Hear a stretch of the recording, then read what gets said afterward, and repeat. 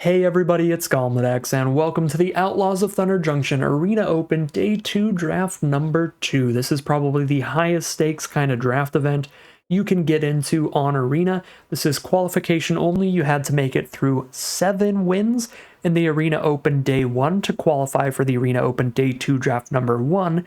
Then you had to win at least 3 out of those 4 rounds to make it to Day 2 Draft number 2. But now that we've made it all the way here, we are competing for potential cash prizes on the line if we can win 2 rounds before a single round loss.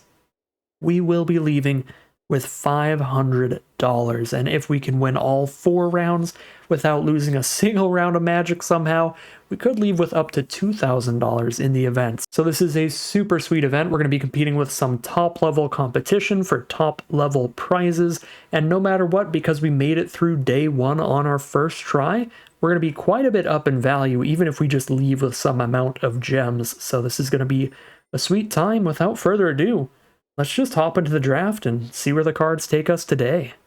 Alright, here we are for our pack 1 pick 1. We have a very solid monocolored rare, Rush of Dread. This can pretty frequently get our opponent to sacrifice 2 of their creatures as kind of the floor, the weakest version of this card, and if you've got a bunch of mana, sometimes you make them discard cards as well, lose some life as well. There's a lot of great ways to use this card depending on what's going on in the game, so I think Rush of Dread is actually quite good. Other notable cards here. I like the Cacturantula a lot as probably my favorite monocolored card in the pack, but Take Up the Shield is nice and more aggressive strategies. These gold cards are pretty good, particularly Vial Smasher for a really aggressive Outlaws deck. Form a Posse is a little slow, but it can be quite impactful in the late game when you have a lot to dump into it. And then of course the deserts are always great, so pretty solid pack here, but I think it's clearly the Rush of Dread rare. Now for pick 2, we've got a Blood Hustler. It's a pretty great black uncommon here. Black is really good at committing crimes, plays a lot of removal, and just stuff that targets our opponents, so this can be consistently quite big, plus gives you a way to keep committing crimes later. Outlaw's Merriment is pretty good as well, but the mana cost is very difficult and very restrictive, although this does grind out pretty much any long game. I think I would rather just stick deeper to black with our Rush of Dread start and grab the Blood Hustler here. Pick 3, we now have a Vault Plunderer for a great value play out of black, and we get to keep cutting our main color. Alternatives are some solid off-color removal like Getaway Glamour. Rictus Robber is potentially stronger than Vault Plunderer, but it's more narrow than Vault Plunderer. If you cast this without getting the 2/2 zombie, it's quite bad. If you cast it while getting the 2/2 zombie, it is a little better than Vault Plunderer. I think I'd rather take the consistency, though, of the Plunderer here. Yeah, I mean, it's really just Plunderer, Robber, or maybe Getaway Glamour, maybe Naturalist is a solid off-color card.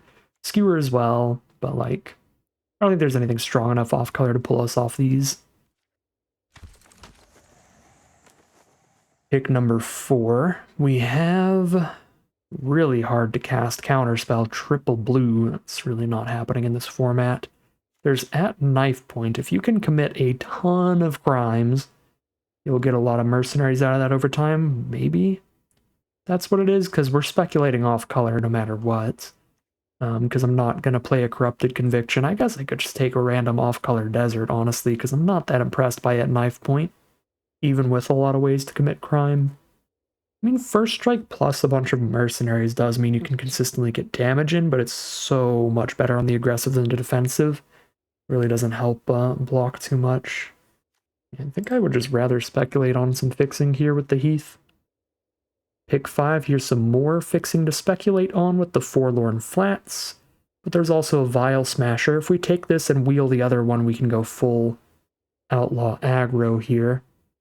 It's a pretty late trained Erranx as well, and Forsaken Miner's good in any aggressive black deck. Every time you commit a crime, bringing it back to the battlefield. I do think Erranx is like the best these creatures, but if we wheel that other Vial Smasher and we can go deep onto Rakdos, that's going to be awesome. Those are both, again, so much more narrow though, whereas if we take Forsaken Miner, we like know that that works out, because we know we're black at this point.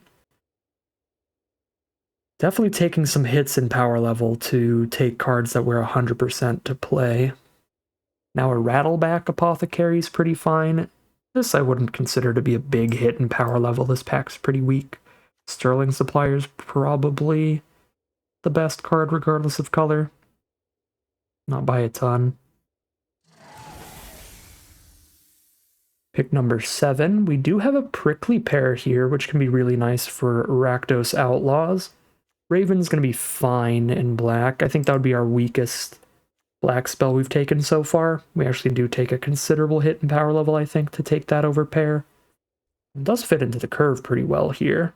Maybe we can be full mono black, which would be super weird. Yeah, I mean, I think these are the only good cards in the pack, are the Raven and the Prickly Pear. Steer Clear's kind of filler, Failed Fording's kind of filler. This is weird, but let's just be mono black. World's simplest draft for now. Really rather not play the Buzzard. I'll go ahead and take like a Lackey or a Mine Raider here. Probably the Mine Raider. I do really like the ability to get a treasure. Got to make sure we take a lot of Outlaws, but I do enjoy that card. I don't know. I guess like Lackey also makes a treasure, but we do have to sack it. It does fit into the curve better though, starting on 1 and really rolling up. I mean, these are both fine. Pick 9. There's a Fake Your Own Death, which is alright. Rakish Crew is going to be fine if we play like all Outlaws, if we are the full Rakdos Outlaw deck, which, I mean, we have 1 non-Outlaw right now. Although I think that this is the pack that had the Black-Red Outlaw cards, so I don't know if we're going to actually do that. I'll take Fake Your Own Death here, because somebody took the Rakdos Outlaw card. Pick 10, some filler blue creatures for blue-black control. Yeah, they're both pretty bad. Bandit's more fun, but still kind of bad. Deadeye Duelist is a way to commit a crime every single turn, which can be really good when you have something like Apothecary that has a big trigger for every turn. This is awkward, because we might end up doing Rakdos Outlaws when somebody else has drafted multiple of the Signpost Uncommons now. I really don't want to fight over the Outlaws cards.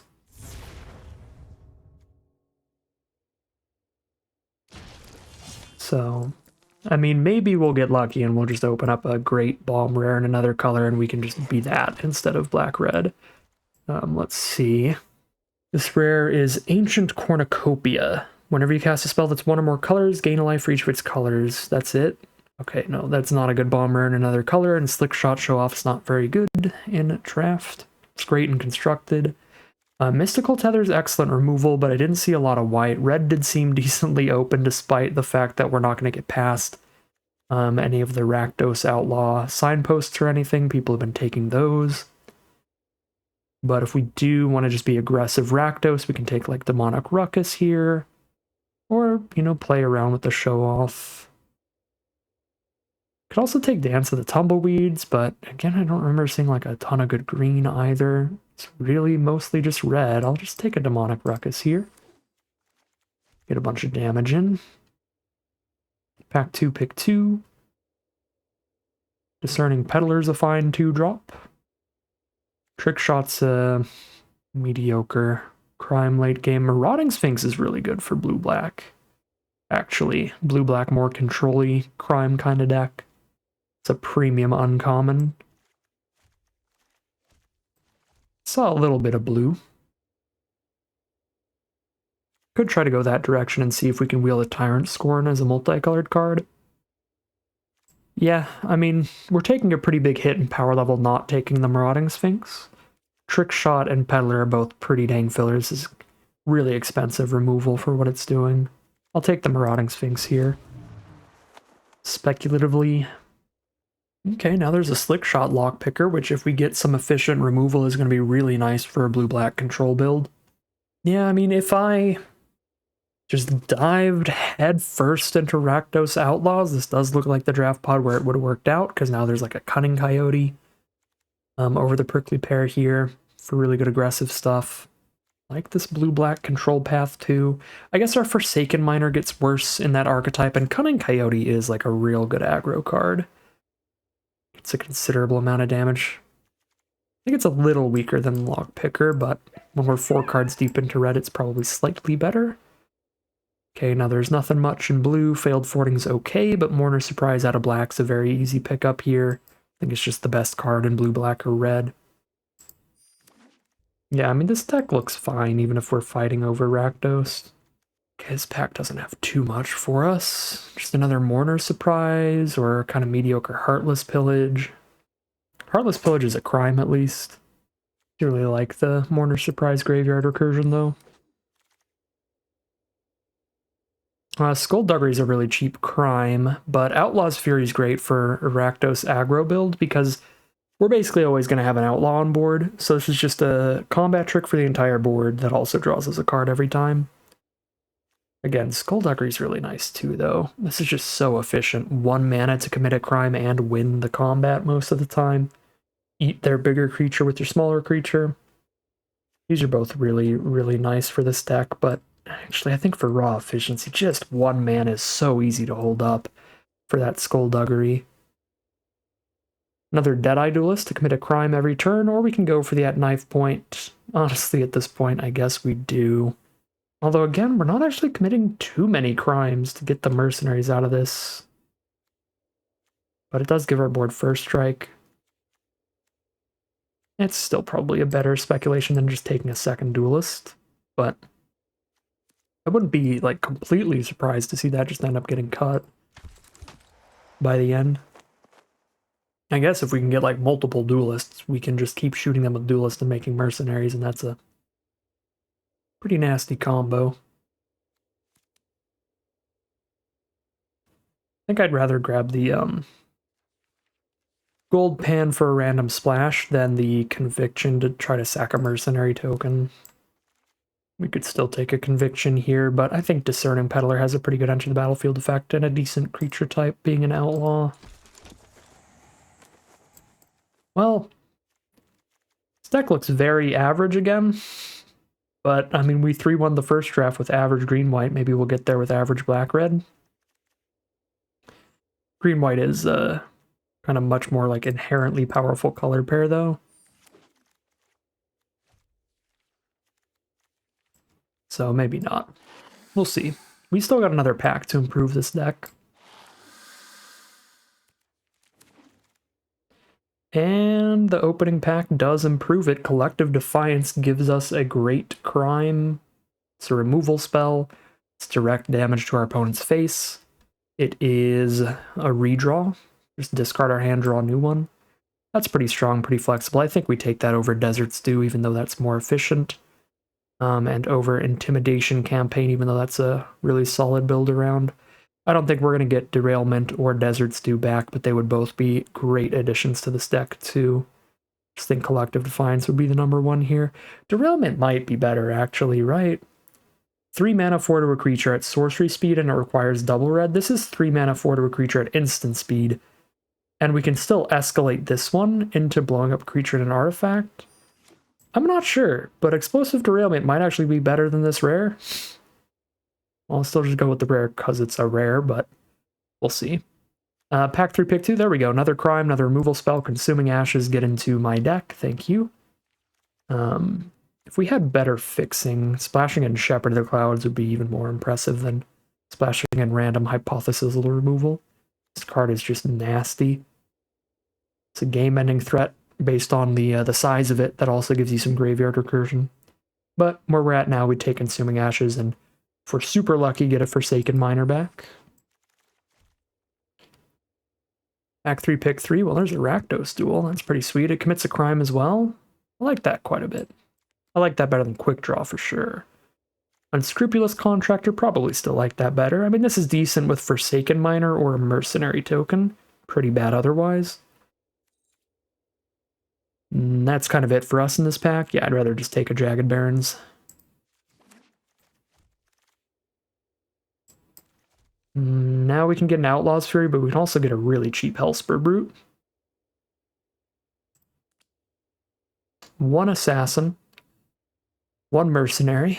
5 Rogues, that's 7. A Warlock, that's like 8 Outlaws. Yeah. Get in there, big boy. And that's not even counting the mercenary tokens from this, maybe. Pick 5. There's Terminal Agony for another crime. Just interesting. So we have like 3 crimes and removal spells on color right now. Isn't a ton, but we're also at only 13 creatures and we're trying to be pretty aggressive, so the 2-for-1 creature of Prickly Pear does feel really nice here. It's also great with Hellspur Brute. Kind of actually want to do Prickly Pear over Agony. The one thing that's really cute about Agony, though, is that it is great with like Discerning Peddler. You can madness it away, but that's not going to happen too often. Alright, pick 6 now. We could take Trick Shot. Mediocre top end removal, Boombox for mediocre top end removal, or we could take Apothecary for another creature, another crime payoff, or Demonic Ruckus for more just speeding in with Menace Trample. Kind of like the Ruckus, but we're trying to run so many crimes, like removal spells, it's hard to fit like an aura into the deck for the non-creature count. Maybe I still go for Apothecary over that for that reason. Pick 7. I think I'm playing a Locomotive, splashing in a Lazav, or playing a Muscle, so grab a Duelist. Pick 8, we did get a Forsaken Miner nice and late. Join the party, boss. Pick 9, Intimidation Campaign if we were more controlling. We didn't get this Forsaken Miner back, but that's fine. We got one of them. We have double Miner.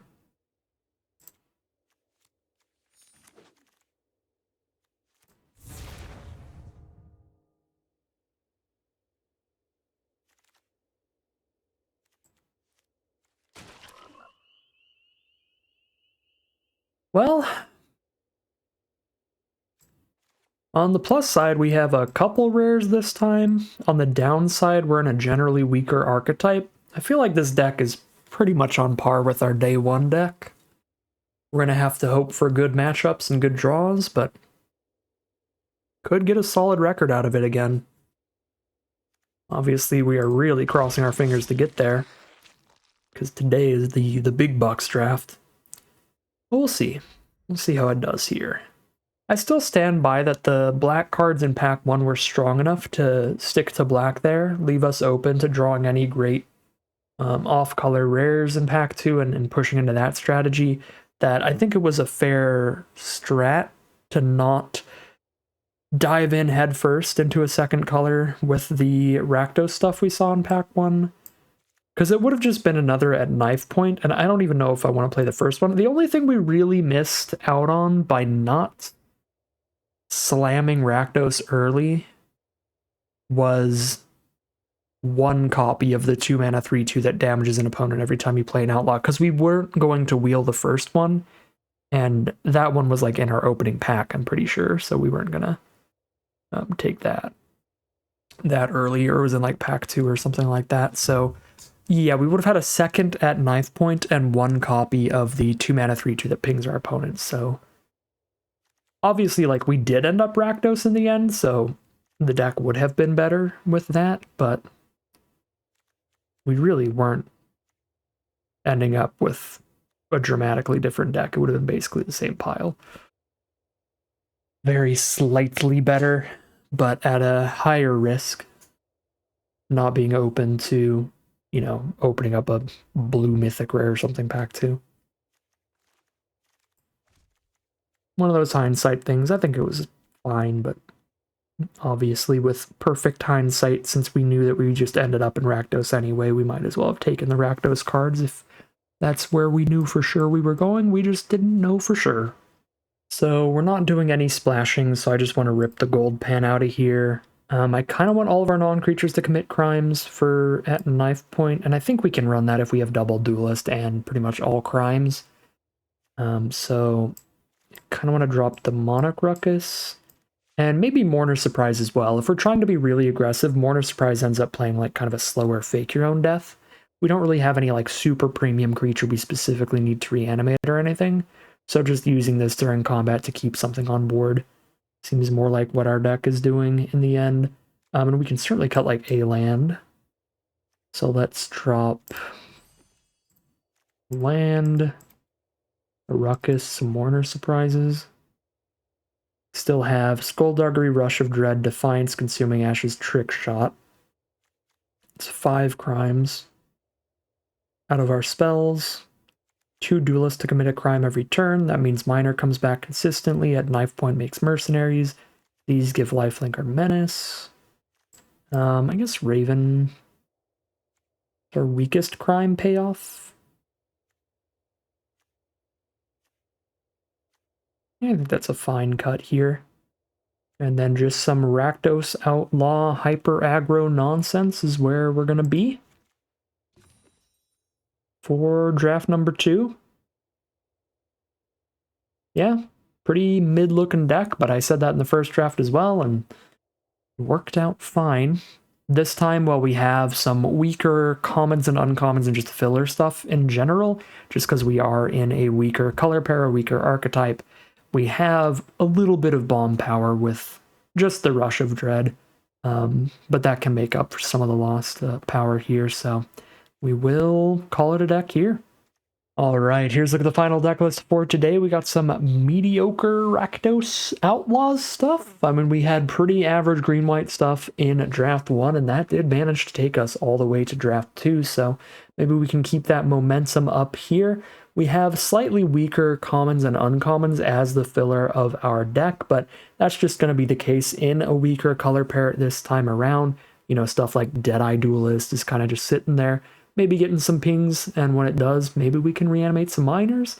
So we've got some decent little synergies there, you know, get some crimes with the apothecaries as well, for menace for extra damage, some little synergy stuff like that to make up for the lower power level in the average card with the commons and uncommons. And the biggest thing to make up for that lower power level is that we do have a couple rares this time. One I would sort of classify as a bomb, Rush of Dread. If you spend enough mana into this, can be really, really impactful on the game.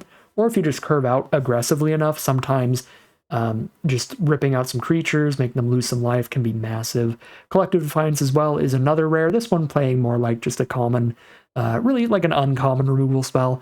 Mostly just going to be dealing 4 and killing a creature, but being able to kill a creature and shoot our opponent in the face can also be quite valuable for an aggressive deck. So a little bit higher power in the fact that this deck actually has some rares, but a little bit lower power level on average, just being in one of the weakest colors, being in red here for the most part. So I don't know. I don't love how we draft, don't hate how we drafted. I think it kind of just is what it is here. It's just where we naturally ended up. Hopefully it's somewhere good enough to find a match win or two, but we'll find out soon enough as we head into the gameplay. All right, here we are on the play for game 1 of round 1. We've got a 1-2-3-4 curve, exactly what you want in aggro. I mean, the 2-drop's a 1-3 and not like a 2-2, but we're still definitely not going to mulligan this. Let's get rolling in.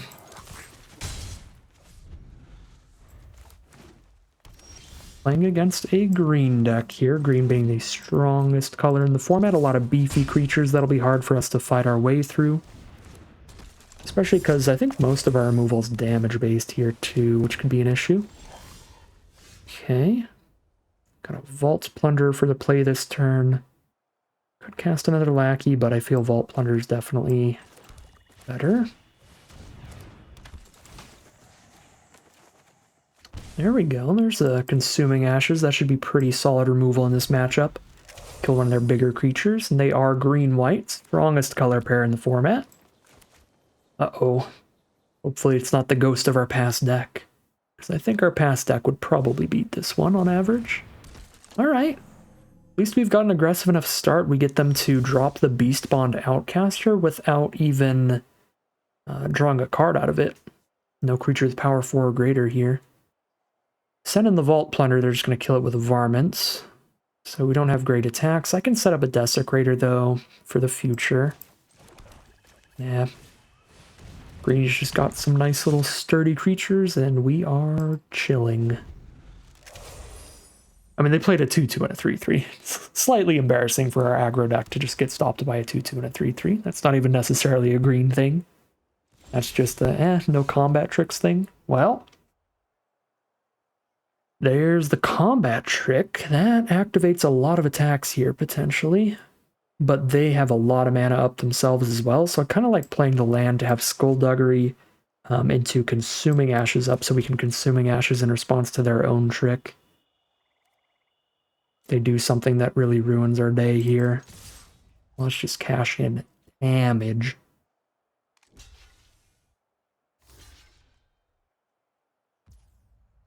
Alright, Skullduggery to kill the varmint and keep the duelist alive looks perfectly reasonable. We can save the Consuming Ashes for something later then. Yeah, I think this is fine. Snakeskin Veil the varmint. So the varmint is big enough to still beat the lackey. I could just sack the lackey to the Desecrator at this point. But now we get to kill a varmint and a Snakeskin Veil if I just consume it. We do get the Surveil here too. Yeah, I think this is fine. And a Mine Raider, sure.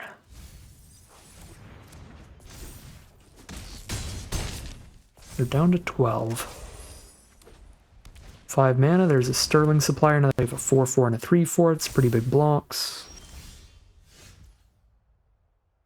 Keep pinging them every turn, this gets +1/+1 counter and a treasure. It's definitely not big enough to send in then. Well, I mean, it's only 2 mana to do that, so we could trade our Desecrator and like a lackey into their flyer or something. Still doesn't really feel worth it.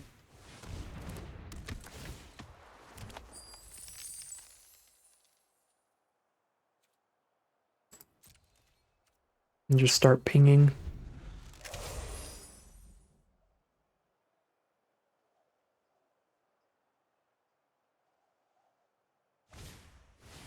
Wanted Griffin.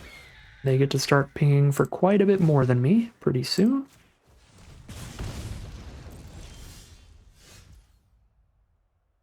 Right.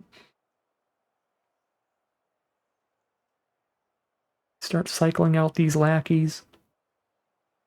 Probably. We don't have the +2/+0 to everybody thing, so I think a super wide lethal is not really going to be a thing. Okay, Rush of Dread's going to be a thing. Do this for 5 mana right now. Make them discard 2 cards. Or sack 2 creatures, or lose 6 life. I think we have to wait on that and just do all of it next turn. Feels worth it to wait.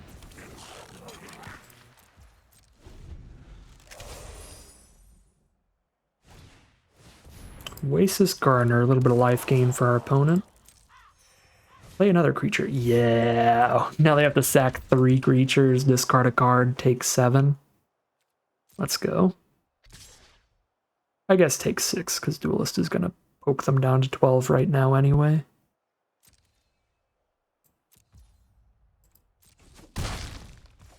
Either way, they're going to end up at 6 life.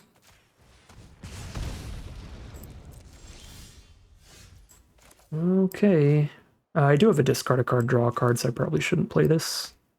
What does this cost? 1, 2, 3, 4, 5 plus 3, so 8. So I do have to sack all my treasures if I do this right now. Which means in order to have Duelist mana, I need to play the land too. Alright, I guess I do then. Boom.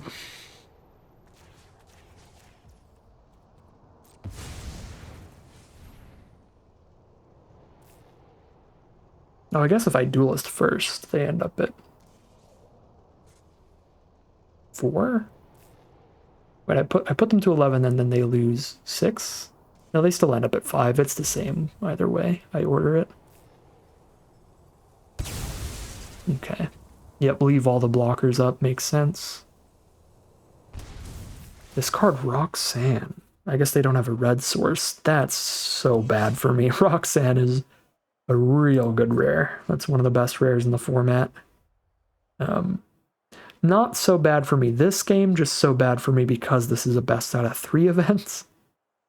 Okay, so they can block 3 creatures. If I send in I get like 1 damage in. Oh, Menace. They're at 6.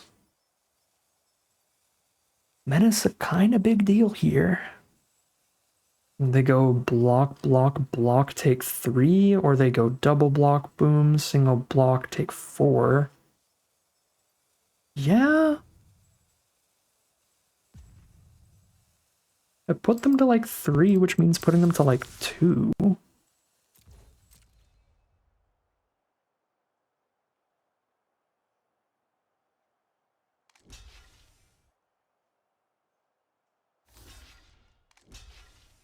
Okay. Here we are. They have 2 draw steps. No, 3 draw steps to get out of this. They immediately did it. Alright, well.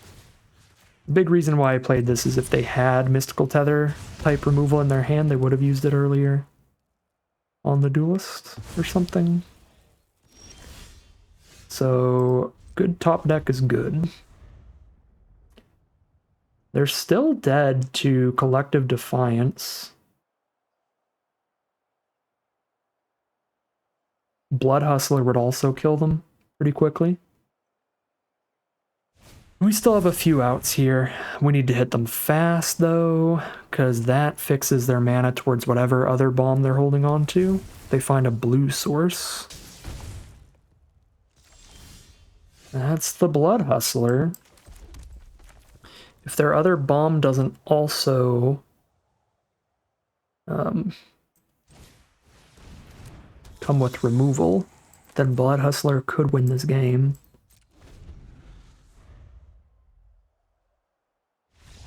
And Blood Hustler wins the game. Okay. I'm terrified here. I think we are outclassed. I think their deck's better.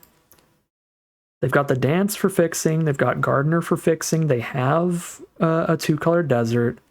They've got Roxanne there. So they're splashing around, and they have good fixing to do it. They just hit awkward mana this game. They've got a bomb, and they're in some great, very strong colors. Do we have a sideboard for this? There's a Corrupted Conviction in here. There's Mourner Surprises, but they're exiling when they remove. Raven, if the game goes long, Raven Duelist together as a dream team does seem like an actual thing. Mage Ranger's going to do 1 damage to them a turn. That's just like a worse Duelist a lot of the time. Yeah, I mean, Raven or Conviction seem interesting. I'm jumping over like 2/2s and 3/3s kind of seemed like a thing. Like 1/3 lifelinker as well. They have flyers too, but I do think flyers will play well here. I don't know about the Corrupted Conviction, but I think throwing a Raven in feels pretty good. What feels terrible?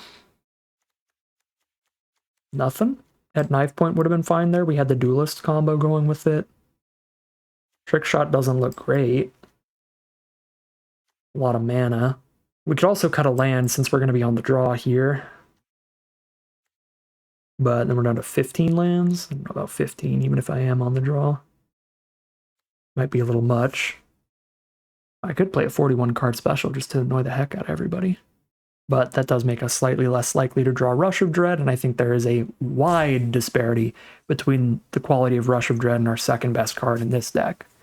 So we really should stay at 40 for that slightly higher chance of hitting the best card.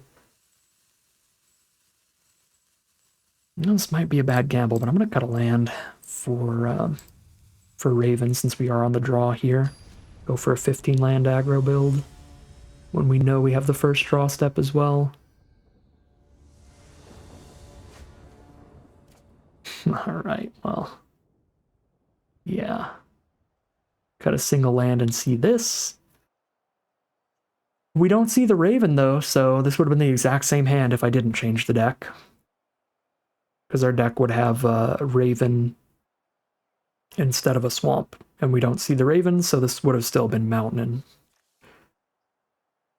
6 non-lands. Alright, and then there we go. This is perfectly solid mana. Might get rid of Collective Defiance because the double red. Although Rush of Dread requires a lot of mana, it is still our best card. I don't want to ditch a land if I'm keeping Rush of Dread. I think I get rid of Defiance because of the double red. I think we just go Blood Hustler into, well, Blood Hustler into Prickly Pear into Rush for 4 at worst. Still being a pretty good card. So Lackey, you're a turn late, my friend. A turn late.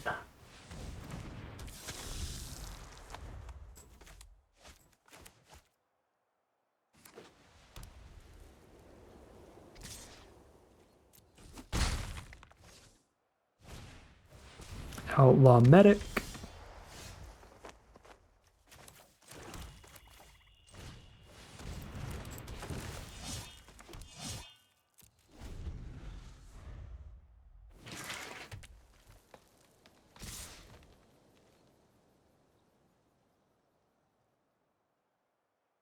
We've seen a Snakeskin Veil from our opponent. We've yet to see Take Up the Shield, but they probably have that too. If they have Take Up the Shield, this is basically a 1-for-1. They trade their Take Up the Shield for our Prickly Pear. If they don't, then this is a great block. Giant Beaver. Alright, Rush of Dread's actually pretty bad right now. They just sack a single Outlaw Medic and we cry. Do I just drain them for a life then? Or am I going to be like chump with Lackey, get a treasure, draw a card? Treasure's actually valuable with Rush of Dread. So I actually think that's probably where we're at. Get a treasure, draw a card so we can 6-mana rush next turn. That way they sack their creatures and discard a couple cards. Or lose 10. That could be a thing too, which is funny. Ooh. We need to hit some hard removal here. I'm surprised they do it to the Outlaw Medic. We could get a Blood Hustler to be big enough to block that at some point then. Alright, I need to saddle up the Supplier and have a gigantic flyer. Yeah, no, this game's looking bad. Green and White's commons are just so much better. They're so big.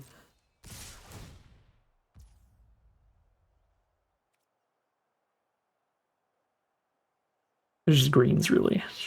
Is where the beef's at. But the beef is horrific for us.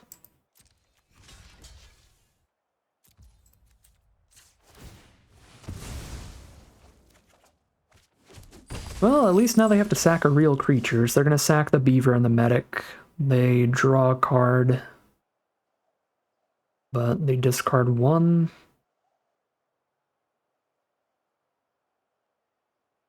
Feels like the play. I could cast double Apothecary. Then I'm just death touching all over the ground. It's cute, but I can just cast double Apothecary next turn too.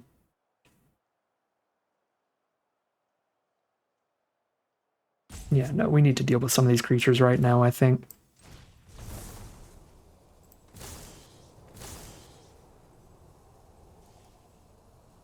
Yeah, in order to double Apothecary, we need to sack the treasure anyway. If we sack the treasure, we're real far from the 8 mana.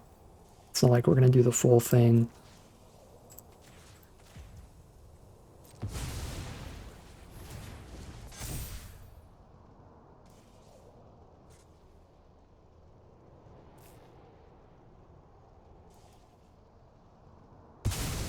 Oh, they sack the flyer.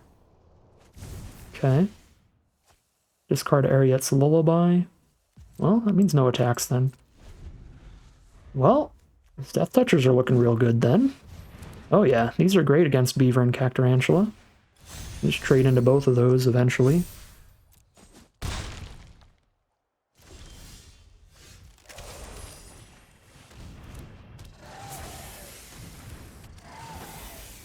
Alright. We are potentially stable off of double Death Toucher. Yeah, I mean, big security, but double Death Toucher. Alright, they're just going to make one really big security. You got it. I do like the Apothecary plus Blood Hustler combo, but we don't have time for that here, I think. 1 mana off from draining them and playing Desecrator. Probably better to play Desecrator than can chump and load it up with some counters. Although, I might have to just drain them like every turn here.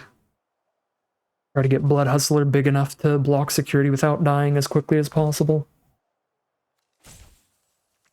Which means I definitely play the land, so if I top deck another next turn, I can do a double drain. So we can go to 3 on Blood Hustler. Then if I top deck a land, I go to 4, pass turn, go to 5. That's still not big enough for security, so it's going to take too long for Hustler to block security anyway. Yeah, I guess this turn I'll just go for chump, get a counter on Desecrator, and that's fine.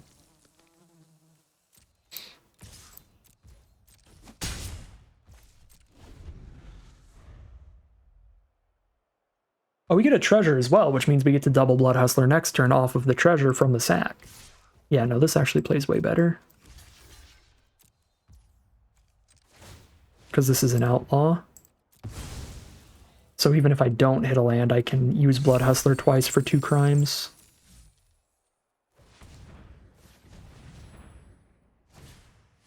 Eastbound Outcaster, alright, that's very good here. 3/3 plus, draw a card. Yikes, the card is Mystical Tether. Well, that's brutal. Goodbye, Blood Hustler, then, I guess. They go for the Desecrator, okay. That's still bad for me, but I think Blood Hustler's more important here. There's a backup Desecrator. Yeah, Blood Hustler's definitely more important. They need another removal spell to win now, because I can just block the 3/3, take 5, and then the turn after this, if we hit another land, we can block the 6/6 as well.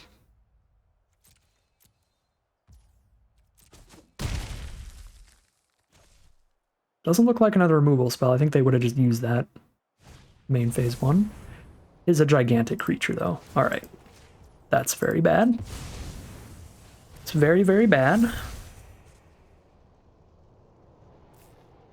It's a 7/7 and I get pinged for 1.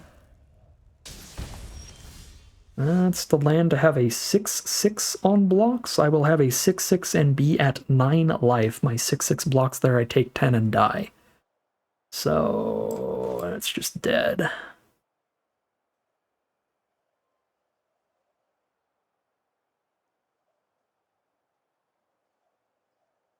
Well, like a card from stable and having Blood Hustler just win this game. But that Dance of the Tumbleweeds was the nail in the coffin. Still have a 5/5 and a 3/4, and I'm at 8.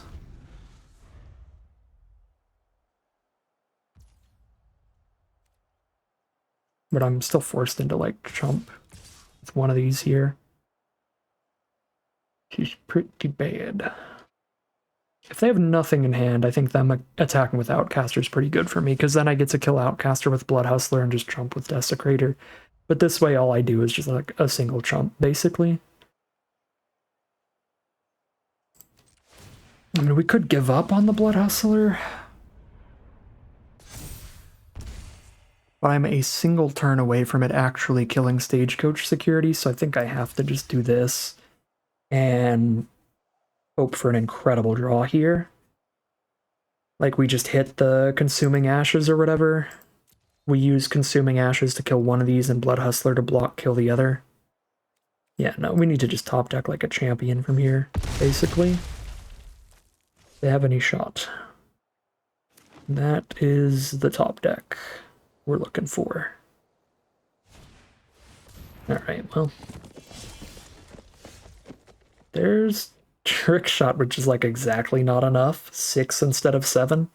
God, Red, why do you suck? And it's 5 mana? So I can't do it and drain them for a life? Okay, we're very dead. We actually would still be dead even if this was Consuming Ashes, right? It would be block Consuming Ashes here, drain. Take 6, I'd be at 4, I go to -2. Yeah. Well, that was bad. Kind of just got dominated by stronger stuff, which is where I think this matchup is, unfortunately, looking like it's headed. Don't really think we have specific options to sideboard here. We just gotta hope to draw like some crazy aggro curves. Speaking of crazy aggro curves, we are gonna be on the play this time, so I really do not think we should be playing 15 lands here without that first draw step. So we will go back to the original build, probably. Throw in the 16th land. Although we might find something else to cut for the Raven. The Reckless Lackeys have been kind of bad, right? They've just been blanked immediately pretty much every game. Could also cut the Trick Shot just because of how bad it was that game. Just send a message, just be like, no, Trick Shot, just get out of here. Just skedaddle. I don't know, it would still be decent in other positions, but it is a lot of mana. Sure, I'm just going to drop the Trick Shot. All right, game 3, the deciding game here. Are we 1 and 2 out in round 1, or can we pull off an aggressive win against green-white beef? This is our best Reckless Lackey hand that we have drawn so far by a lot, because we actually have tricks to go with it. It's also a decent Raven of Fellowman's hand. We have a Skullduggery to go with that. And a decent Rattleback Apothecary hand. We have a Skullduggery to go with that too. I like the start. It's not an insane amount of damage output, but we have great tricks to make all the combats in our favor. Oh my god. They're a Seraphic Steed plus whatever it is deck. God, what is that thing called? Roxanne. Okay. They have the bombs.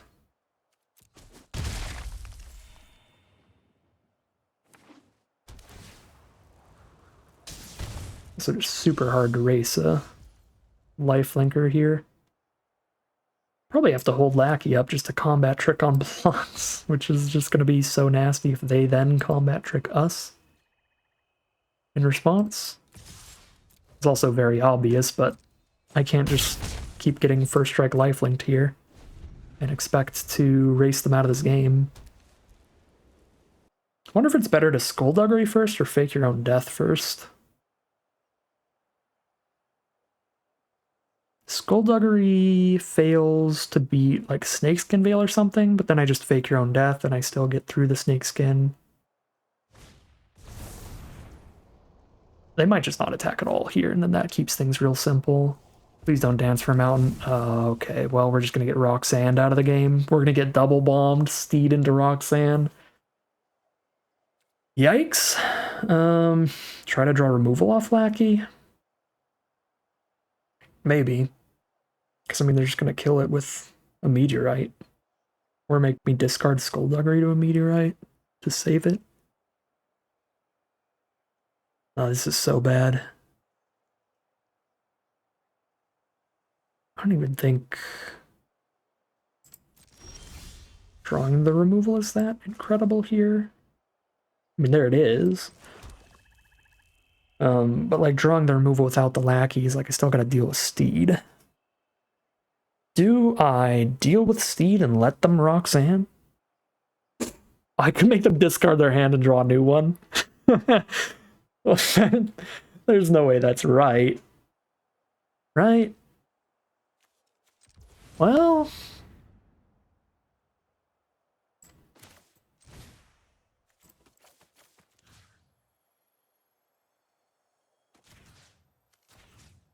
I mean... Sure. Maybe this is right, because we're pretty confident that it's, Roxanne. Yep, there goes Roxanne. I mean... You gotta do what you gotta do, I guess. That works out. They're down to 5. Hold on. Wait a minute. Top deck hero? Collective Defiance to get there? I think that's game. Menace to the Apothecary. Let them draw a card here, but still.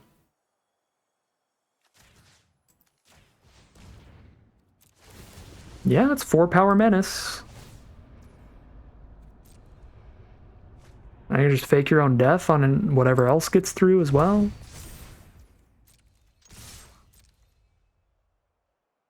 Ooh, that feels good. It's gotta feel terrible for our opponent, though. I do feel kind of bad. I think their deck was definitely better. They had some strong bombs. They had the good fixing to get to them with the Dance of the Tumbleweeds and stuff like that, but Magic is a game of chaos and variance, and sometimes you set up the mana for your splashed-in bomb and your opponent can just make you draw a new hand. The flavor text on Collective Defiance absolutely stealing that game from our opponent there, and we get to start off with a victory in round number 1 of day 2, draft number 2, which means it is going to be real hard to be unhappy with our record at this point, because again, since we day 2'd on our first attempt, we're already up in gems. Now we're way up in gems. That's 15,000 gems as the minimum prize out, and we at least went 4-2 if we lose next round in the day 2 drafts. So really awesome place to be, but we're also 1 win away from cash money. So let's play our absolute best here as we head into that next battle. I do think real quick here, I'm going to swap things out a little. I'm going to put the Raven in the main deck and the Trick Shot in the side. We can still swap things out accordingly, but I like keeping that mana curve a little bit lower, having more creatures to dump out early. I think that makes sense to me here. All right, here we are for round 2. We've got a pretty solid hand here. Since we're on the draw to help get to the 3rd mana, I will go ahead and keep. Unfortunately, we are on the draw for game 1, which means we're probably going to have to win 2 games on the draw to win this round. Actually, just 100% we will. If I win this game, then our opponent gets to be on the play for the next one as well.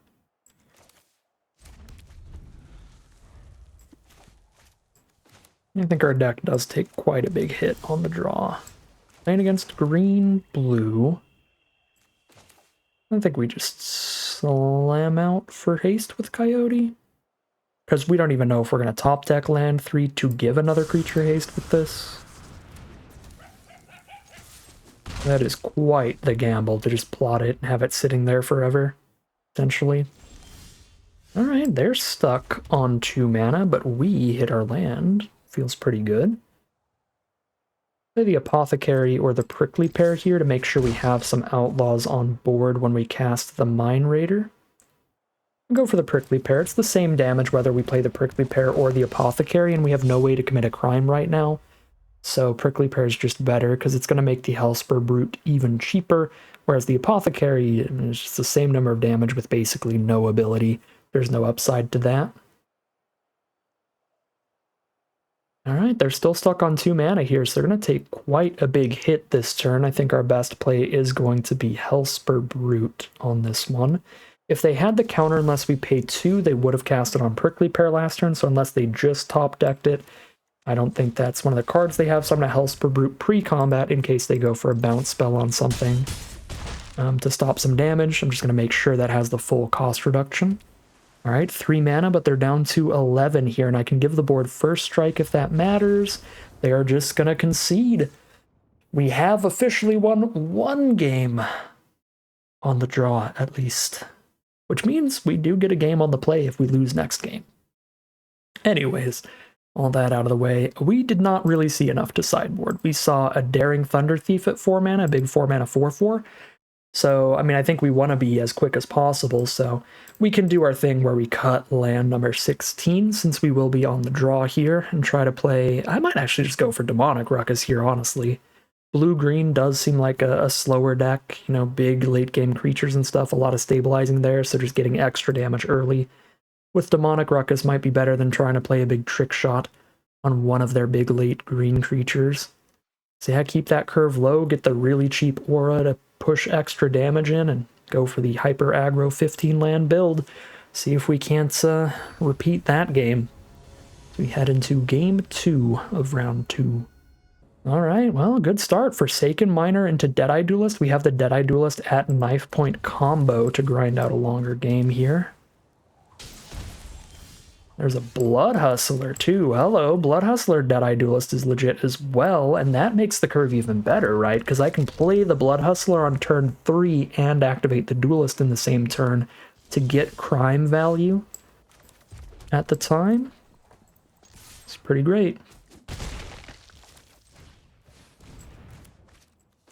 And then turn 4 I can get immediate crime value from at knife point. That's actually kind of annoying for this hand that they have the Phantom Interference there, because constantly committing crimes is valuable to this one.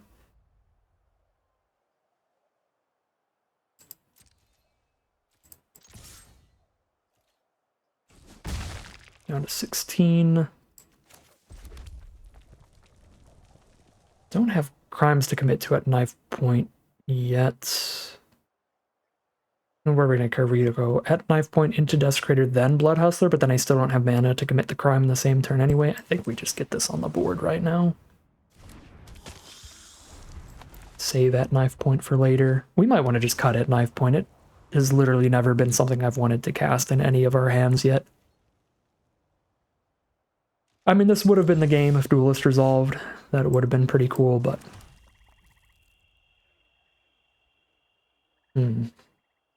Really don't want Blood Hustler to get combat tricked here, but if Forsaken Miner does, like, who really cares, honestly? Alright.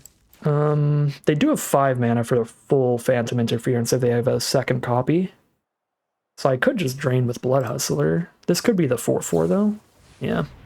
4/4 is really good in their deck when they have the common counter spell as well.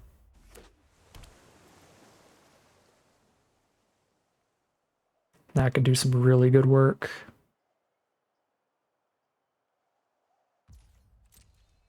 Yeah, this is actually really disappointing if they didn't have the counterspell. And I just got baited by the 4-mana 4/4 flash. If they did, though, it was going to be real bad to play Desecrator into it. They get the 2/2 flyer and counter that at that point. They had the 5 mana thanks to the Bandit.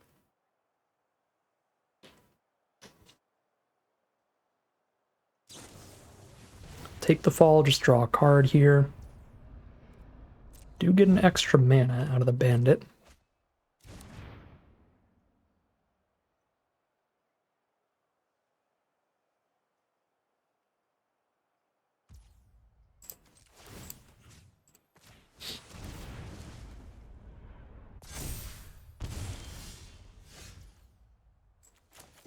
Okay. They still have 5 mana if they have the counter. Counter unless we pay 2 and get a 2/2 flyer card. I'm 1 turn away from playing Desecrator through that, so I think it's fine to just play at knife point through that. We can also fake your own death through it, so I think we can send both in here. They might just play it to get a 2/2 flyer and try to trick out here. Okay, they're going to do some kind of trick on the Bandit. Sure. It could have at knife pointed pre-combat for first strike, but any trick here is going to be like some kind of green trick. It's probably enough to beat our creatures even through first strike.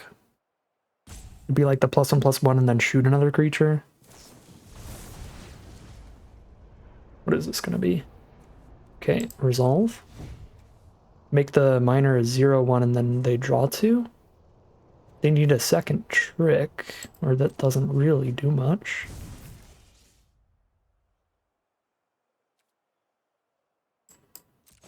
Okay, no second trick, and now they're tapped out of the counter for Desecrator? Okay. Well, that looked fine. They did draw a lot of cards, though, so they're digging for bombs, probably. This looks like graveyard recursion off of conduit pylons. They keep eyeballing their graveyard, but it's just a 1/1. Oh, that's better. Lockpicker.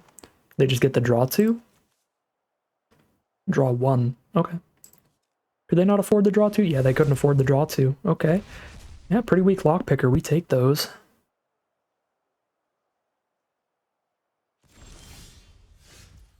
We've got the mana for the counter unless they pay 2. They've got the mana to cast it. We've got the mana to stop it with Fake Your Own Death. I could also just at Knife Point, but I can't do that and commit a crime in the same turn, so just don't think I care. Yeah, I can Fake My Own Death and drain them with Blood Hustler in the same turn, which is really nice, so I'd rather do that.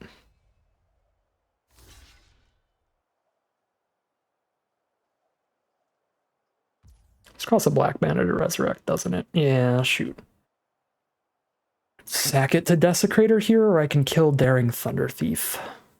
Kind of want to do both, but because it's not free to resurrect, I can't do both. Probably better to kill the 4/4.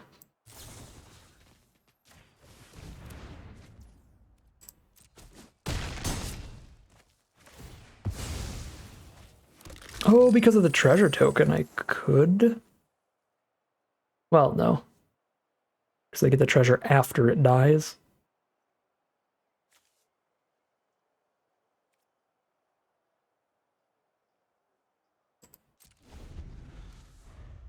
Alright, whatever. I don't know what I'm even thinking right now. Try to refocus on the game. I had a weird brain fog moment there.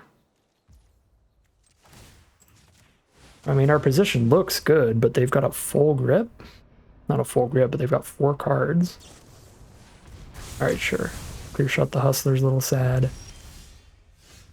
But our position still looks decent. We don't have a crime anymore, though, and that's the big problem. But we do have First Strike and Menace.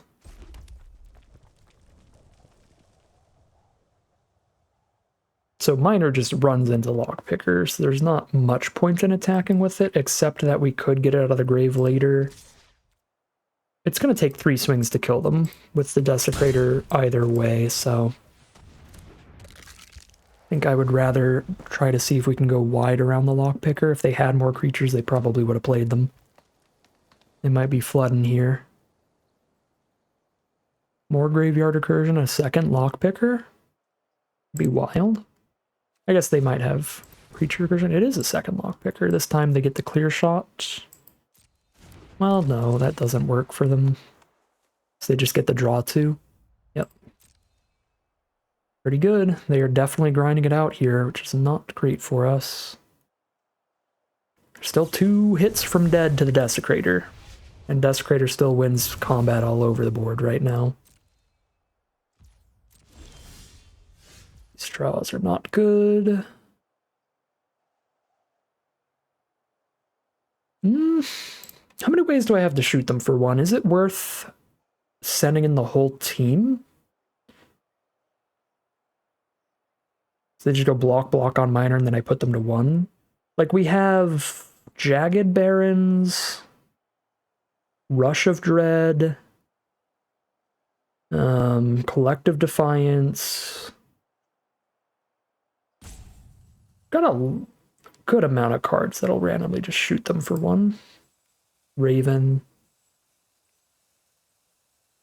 I think I put them to 1 here while we still can, because I'm pretty sure next turn, like, they're going to have to deal with Desecrator either way. And this way, if they do deal with Desecrator next turn, we have a bunch of top decks that still just kill them.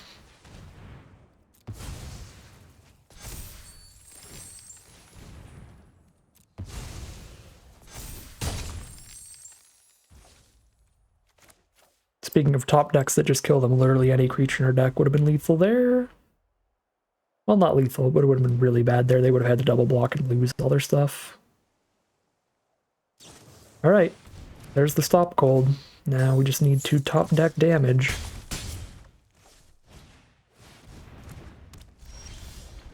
Apothecary is not damage, but it does kill Cactarantula and buy me a little time.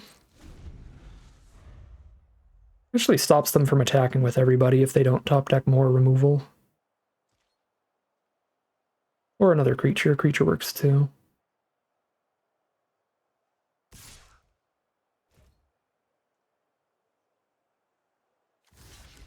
Alright, safe line for my opponent. I think that just means block is the best for us if they're leaving multiple blockers up.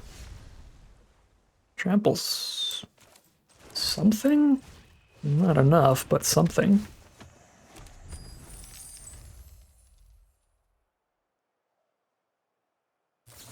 Well, there's more removal. We take 4.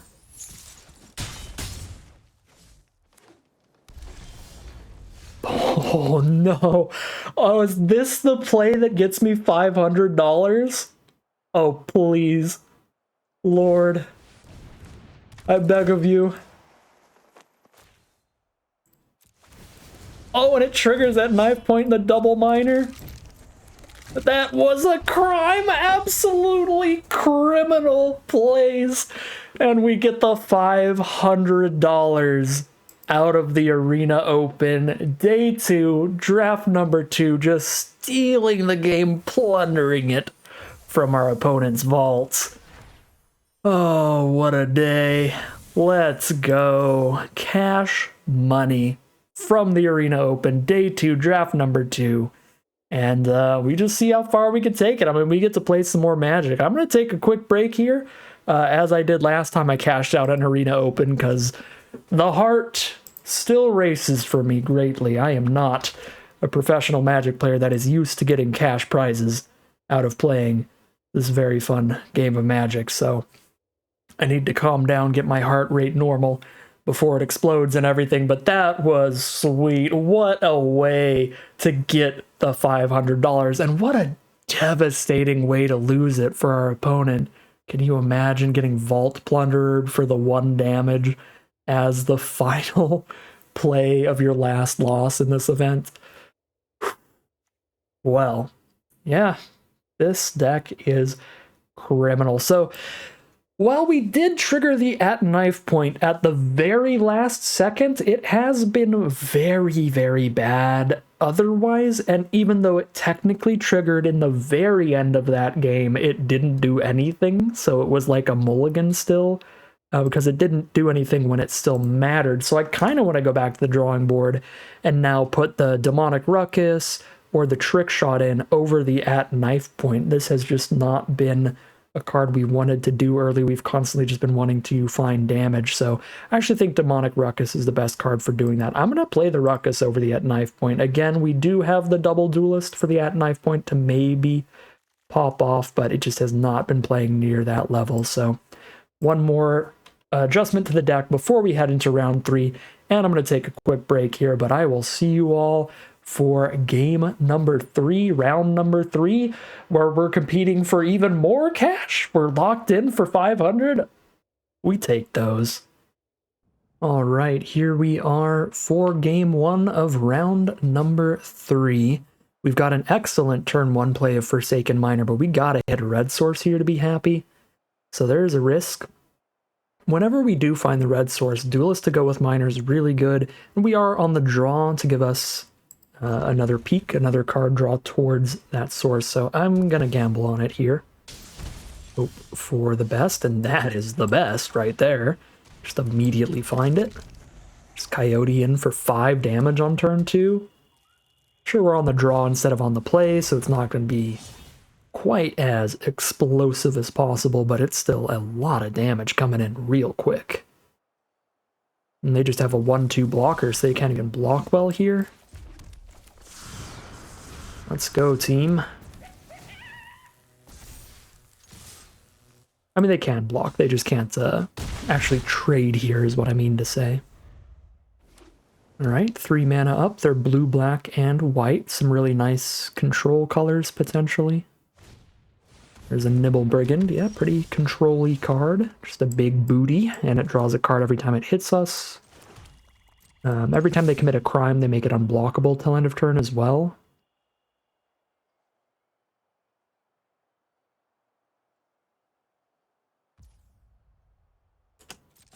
Have to bluff a combat trick here because they're playing around one.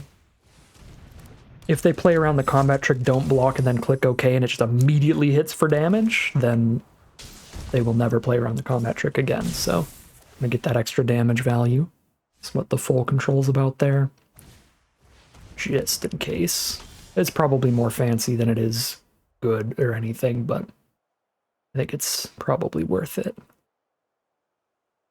Send in the whole squad, drop a Desecrator feels like the play. We send in the whole squad even though Duelist has a good ability because we have a 4-mana play, so we're not going to use that ability. And they're probably going to trade into the Coyote and take 3. Yep, and that is fine. They're down to 11 now, and here's the big menacing threats. They do have black, white, blue, and red. They could be playing some off-color deserts for crimes, but these are some removal-heavy colors. So I don't know about loading up a Desecrator a bunch.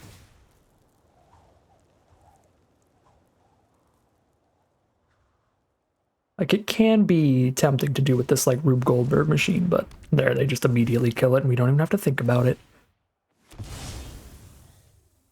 Brigand putting in work here, getting those unblockable hits and drawing cards. Not that I'm holding up blockers, but if I were, it wouldn't matter.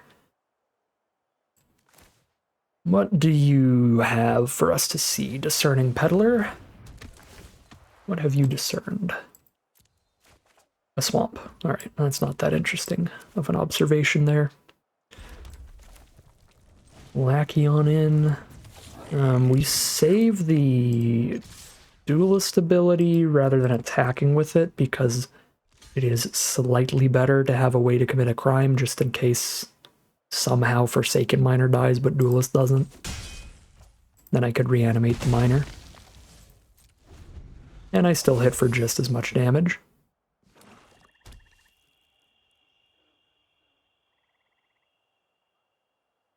Checked our graveyard for a second.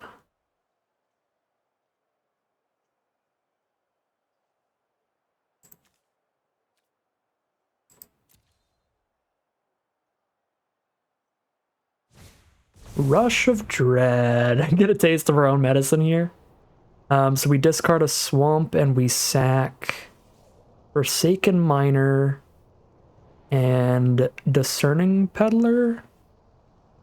Be better to sack Lackey. I mean, it did matter that we held Duelist up, which is hilarious. That makes the sack so much less bad for us because we can just immediately reanimate the Miner. I think Lackey's better than Peddler because we can sack it for a card. And the Peddler already doesn't attack into a Brigand anyway. Be a bold attack at this point. I mean, they're taking a chunk of damage either way. They take 2 more damage if they attack in. And they're already down to 9 off of Duelist. Alright, they're going for it. I cannot block because they've committed a crime.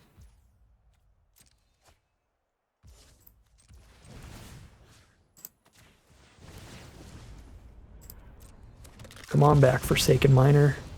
It's not a great draw. Are there enough cards in our deck that matter pre-combat to sack the Lackey immediately? No. Anything we could draw to deal damage would also work post-combat, except Demonic Ruckus, which is just 1 more damage, which I would be sacking 1 damage to deal 1 damage, so... No, we send in and then we sack Lackey, but I'm pretty sure we do sack Lackey here. To dig for more damage. I mean, maybe not. There's 1 more damage every turn. Yeah, I can still just wait to sack it till the last moment. I don't like revealing what's in my hand by playing this swamp, but I have some like big mana sinks that I could draw into that I need all the lands on board for. If I sack Lackey, draw a land, and then I draw, you know, a mana sink card. Could have needed to play both lands. Yeah, I mean, this gives our opponent some information, but just in case we get choked on mana here. We've already played our Discerning Peddler, so we don't need to hold it for any of our own cards. We would just be holding it to bluff. Our opponent's drawing a lot of cards this game.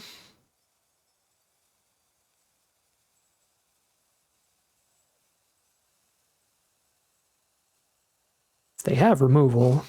I think at this point you just cast it. Cast it on the Duelist, just finally get rid of that thing. The Lackey and the Miner aren't going to get through a 1-3. They have not hit a lot of creatures as well. They've hit 3 creatures all game. Okay. That's how we lose right there. Gisa the Hellraiser, they commit any crime, they get 2 3/3s with Menace onto the board tapped. Unless we kill Gisa, then they're just 2/2s, but still. Drafted a couple Gisa decks, she's almost completely unbeatable. Our opponent's low enough on life, she is technically beatable here. We could top deck direct burn to their face, but that's about all we can do to win from here. So we need to draw real well and just shoot their face.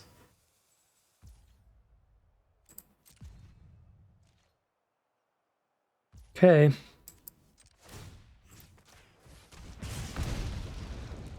I feel like I cracked the Lackey so I can have all my mana up next turn, because if I don't, they have 2 blockers up, I attack with 2 creatures, I get 0 damage in with it anyway.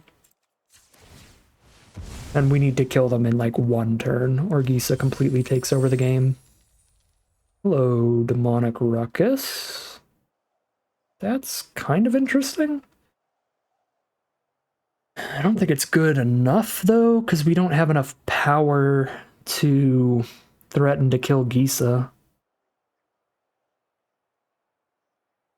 Just make a Forsaken Miner with Menace that then gets double blocked by Brigand Gisa. We kill the Brigand at least, I guess. Kill the Brigand and then reanimate the Miner, and we draw a card in the process. So there is something to that.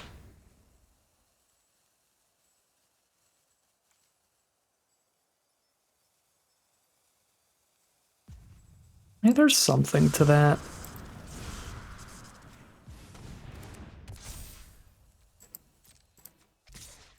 Because I could just reanimate the Miner anyway. So I draw a card, kill Brigand, reanimate Miner.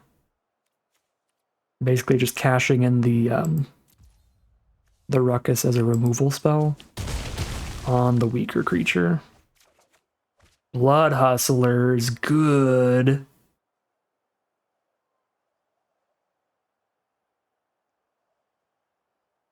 So they're definitely trying to commit crimes next turn for Gisa, so I'm wondering if I want to hold on to the Hustler to try to make sure they can't use any removal on it. That would mean playing Apothecary this turn. I feel like the +1/+1 counters just don't matter. And that would be the only reason to play it right now, would be to get another +1/+1 counter on it. Although if I play Hustler instead of Apothecary, I also get to keep the treasure token, so I could double Hustler next turn. But I won't have the mana to double Hustler and Duelist, even if I top deck a land. So it's just going to be 1 Duelist, 1 life loss next turn. Probably regardless. I don't know, I think I'm going to Hustler so we can keep the treasure token.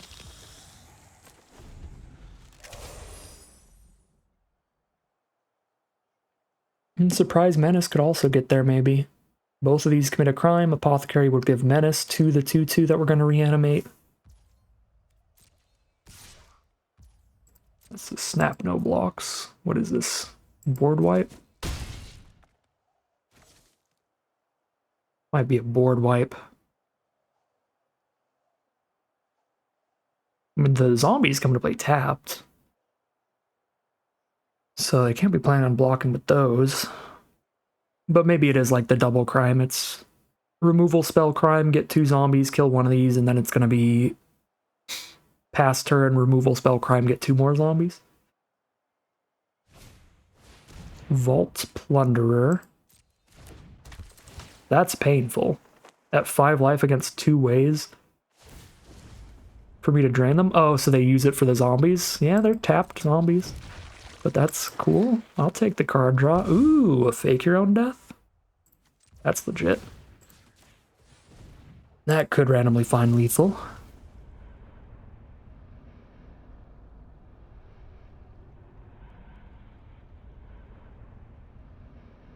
They go for instant speed removal right now. They've already committed a crime this turn, so I don't think they will. I think they're going to wait till we untap. Maybe not. We have a double removal? That'd be big. Yeah, surprising they are going to go for the kill on the Blood Hustler here. They go to 4, though. We can Apothecary, commit a crime for menace, and then fake your own death. Menace. 4. Eat your heart out, Gisa. We start this round off 1-0. Heading into game 2, I am extremely nervous, but I have been in every round, but they're on a Gisa deck with a bunch of great removal. So they're on Esper, Gisa control, blue, white, black here. They have like Lasso by the Law, Murder. We just want to be fast. That's what we want to do here, and that's how we've built the deck, so... They got the Russia Dread as well. Yeah, just a great Esper control build over there. We just gotta outpace them. And we're gonna be on the draw again, so that'll be a little difficult. But since we are on the draw again, we could cut a land for something, although it would just be for like a trick shot or something. So honestly, cool with the 16 land build. I mean, trick shot would kill Gisa, which is something, but it would do it for 7 mana, which we're rarely gonna be happy to do. I guess we had 7 mana in the end here, but yeah, that I could see being the thing. It's like land for something would be the only real swaps to the deck, but perfectly happy with how things are. The Magebane Lizard, again, is just gonna ping them for like 1. They weren't ever like casting a ton of spells in one turn. It was like 1 really good non-creature spell each turn is how things were going. Yeah, I'm just gonna run it back. Let's head back in there. Game 2 of round 3. We've got Lackey into Peddler no matter what. Any land draw gives us Prickly Pear, and Rush of Dread's an incredible late game play. I'm going to keep this hand and probably discard the Skullduggery to look for the black sources, but we've also got the first draw step to help get there since we are on the draw. And boom, there's the first black source. Loving the hand.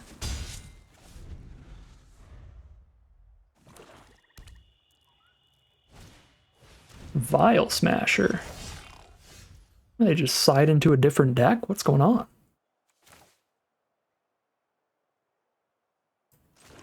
Send in Skullduggery on a block, Discerning Peddler on no blocks. I kind of want to ditch the Jagged Barons, because I'm just going to play untapped land Prickly Pear next turn.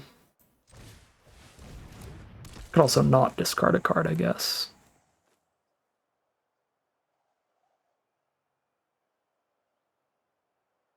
Yeah, that's something too.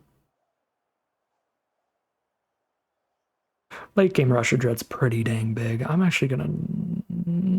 Nope. I'm gonna discard. I'm gonna discard. So if I just end up going like Prickly Pear into just Skullduggery the turn after because I'm playing a tap land, that's gonna be so... just inconsequential, you know? So tiny. Send in the team, and we could go Skullduggery plus Duelist here. Seems fine.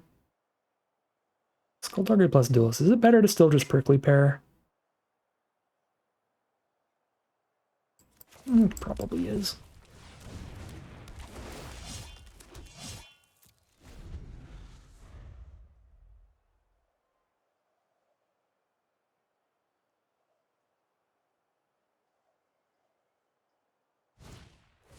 Silver Deputy. Fix that mana. Vial Smasher with the Brigand is pretty sweet for the unblockability. Next turn is our moment of truth. If we can top deck a swamp, then it was really good to discard the Jagged Barons, and if we don't, then it might have been bad. It was definitely greedy, no matter what. I am pretty greedy. Ew. Okay, well now Rush of Dread isn't even very good, because they just sack a 1-2 and a 1-1. Alright. Well, we've got a lot of tricks for a lot of damage here. Let's just send in and see how it goes. I probably should have held the Mercenary back and just buffed something with that.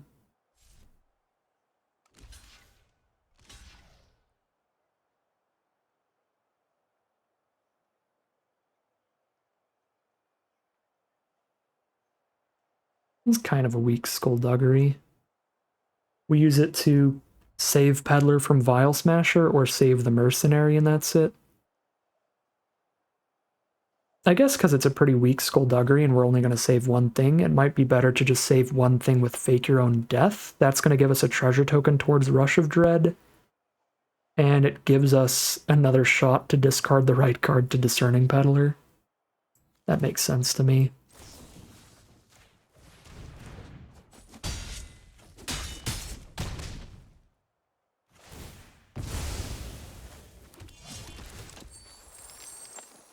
Say goodbye to Forsaken Miner, right? Just commit a crime for that soon. With the Miner engraved, do I crack the treasure on this duelist? I feel like with Rush of Dread in hand, I don't, but it's close.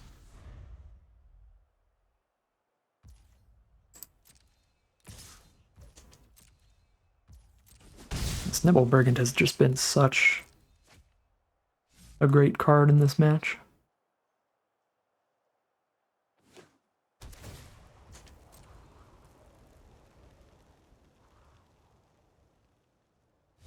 So much card draw. There's a Vault Buster. 1/4 body's a little annoying. There's a Raven. It's interesting. Raven plus Duelist is a lot of damage. Skullduggery party time. Skullduggery plus cast Duelist. Plus reanimate the 2/2. It's perfectly fine. They've got some mana up here though. Have their own skullduggery nonsense. Those kind of look like they probably sided in a bunch of just mediocre early creatures for more blocks, which is definitely smart from them. Okay, Skullduggery doesn't do anything here, but also these blocks are fine for us, so we just let it happen.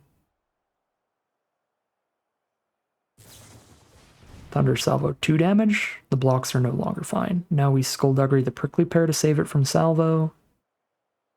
Unfortunately, the Skullduggery can't save both of these cards. Because it can't save the Reckless Lackey. But I can cycle the Lackey to draw a card and it replaces the treasure that we sack it for anyway. Yeah.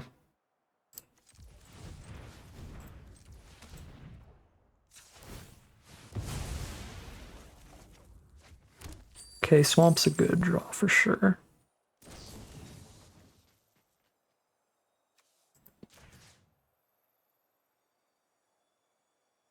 It doesn't matter what I -1/-1, because they all live anyway. I guess Mercenary's already dead. Whatever. It's cute.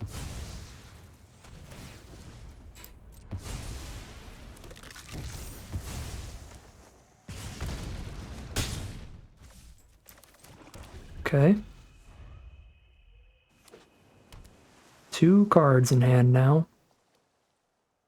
We've got a solid board. Rush of Dread. Once again, Forsaken Miner's great against this card. We Rush of Dread them in response, probably. Rid of Apothecary. I kind of want to keep Duelist, which means getting rid of Raven, which is rough. But yeah, Duelist and Rush for our hand here.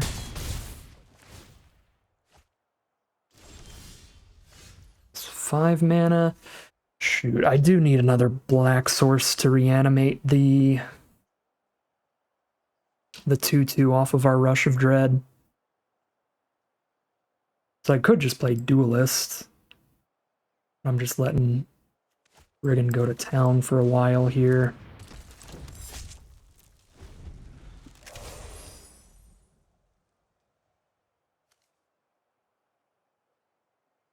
This leads to a maybe bigger Rush of Dread. If they play one more creature, then our Rush of Dread's even bigger after this.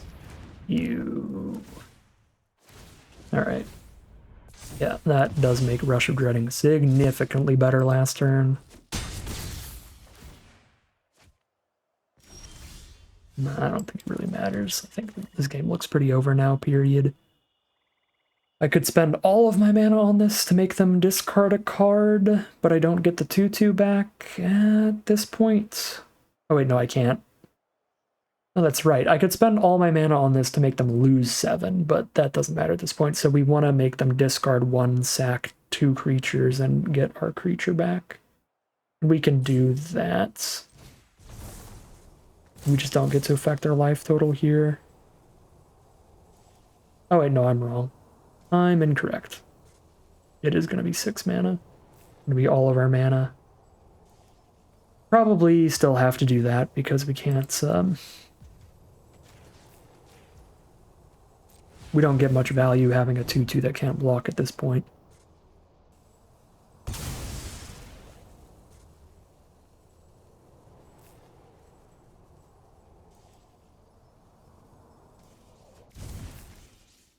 Discard Gisa? That's a way to send a message. They're probably just hitting me for lethal this turn then. Because I am out of cards, so they just know they hit for lethal here. Put to 2. Well, it's not lethal, but land off the top is. Probably. If they commit any crimes, it's lethal. And they're going to draw an extra card towards crimes.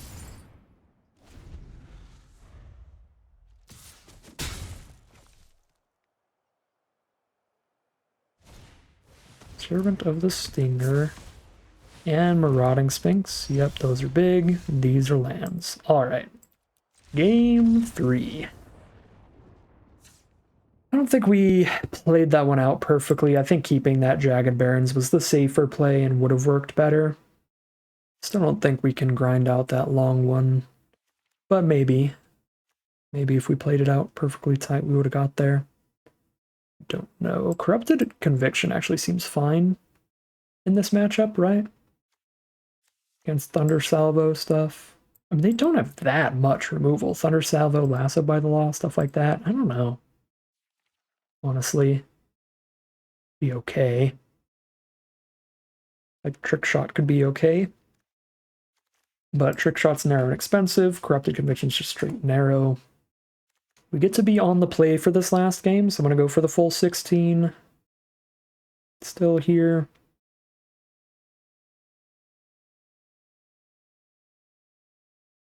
And I think I'm rolling in with all this stuff. Just trying to take that on the play advantage and run with it. It's a close matchup here. It's a tight matchup between these decks, which is surprising because they've got some premium stuff. Again, with like Gisa. Let's see. All right.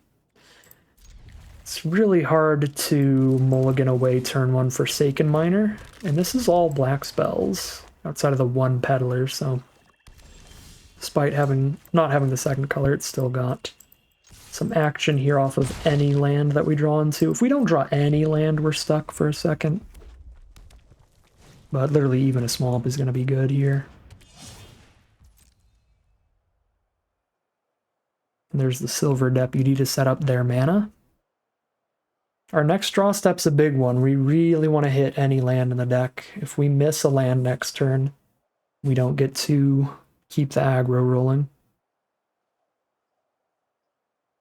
But if we hit one that's perfect, that gives us the time to drop the Apothecary.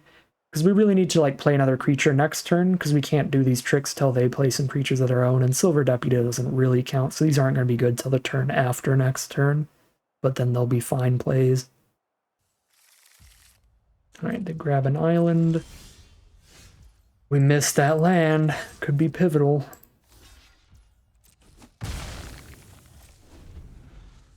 As we do not get to roll in the extra damage from the 3/2s here. Vault Plunder's the play. Skulldugger here is going to be pretty good. We just do it now. Full mana. Efficiency.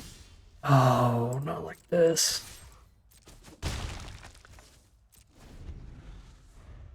Our opponent's stuck on 3 even after the Plunderer, so that helped a little. Dang it. There's land 4, there's Marchesa, draws a card every time they commit a crime. Could be like anything. Yikes, man.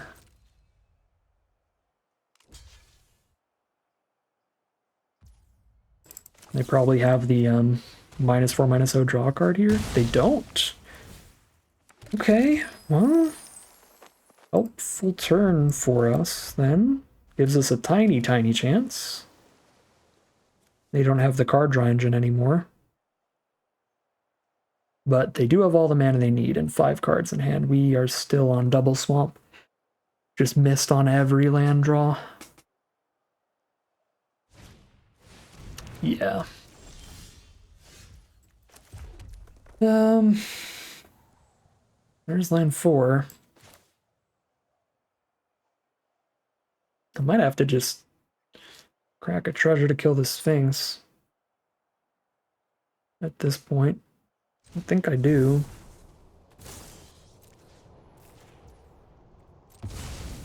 I mean, it's going to be impossible to kill that thing otherwise because of the ward and the really high toughness. You got to break through that. Just break through it immediately while I know they have to sack that instead of something else. Reanimate the Silver Deputy for another mana. Interesting. That's probably a really bad sign for me.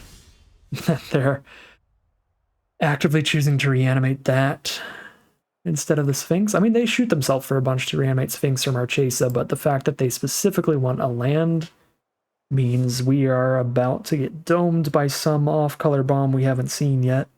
Oh, it could be the Lasso, I guess. They don't have white mana yet. Lasso off Conduit Pylons. Maybe that's what's going on here.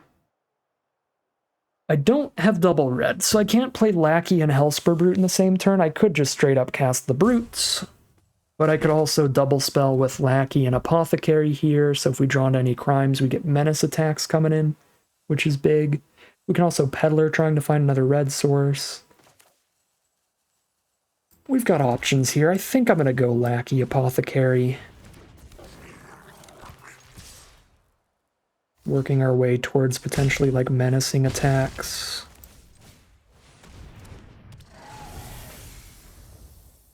This also works our way towards an incredibly cheap Hellspur Brute. Alright, I'm gonna hope it's just Lasso here off of the Silver Deputy mana, and they just didn't want to shoot themselves that much off Reanimate, but this might just be some completely game-ending bomb we haven't seen yet, because if it was Gisa, they already had the mana.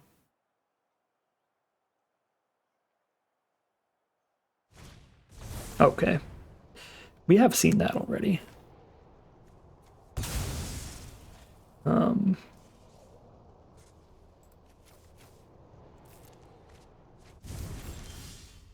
So I guess they just wanted a land draw.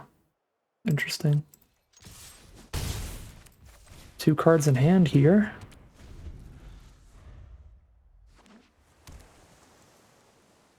I don't know, maybe we haven't seen what they... Oh, yeah, it's Bruce Tarl. Okay, never mind.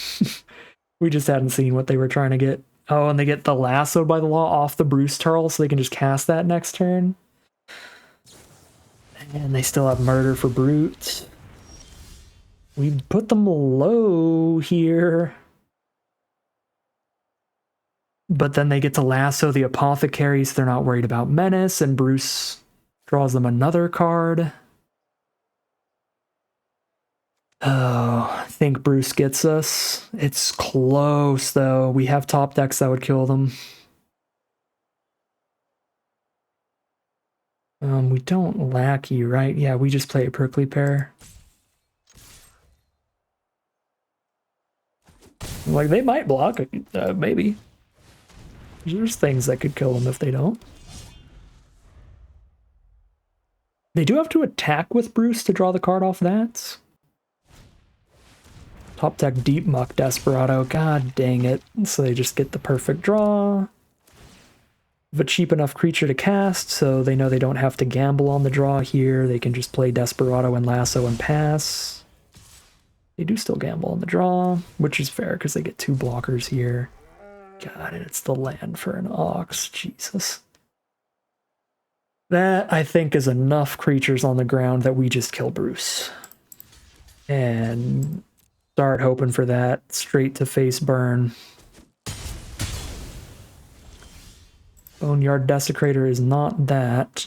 What have we milled here? We haven't milled our Blood Hustler or our Deadeye Duelists. Our Collective Defiance would be like the insta-lethal. I mean, it's 3 damage, not 4. It's not insta-lethal. Okay, we play the Boneyard Desecrator and we have blocks. They're playing completely off the top now. Servant of the Stinger is a good start to that. Death Toucher here.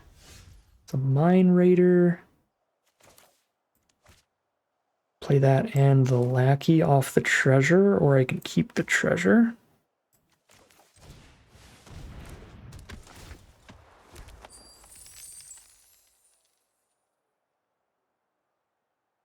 Mildly want to keep this treasure, but... well, yeah, I'm at 20. I can just keep this treasure. How do they kill Desecrator? Double block with Servant and a 2/4, and I only kill the Servant? I think just double block with a 2/4 and a 2/2, and I have to sack Mine Raider, and then still... it's not profitable. Yeah, we don't have attacks.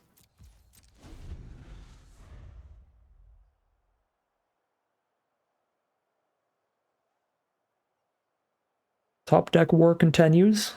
Servant versus Mine Raiders, the start to the top deck war. Which is perfectly balanced there. If they top decked instant speed removal to commit a crime and then sack this to search for Gisa,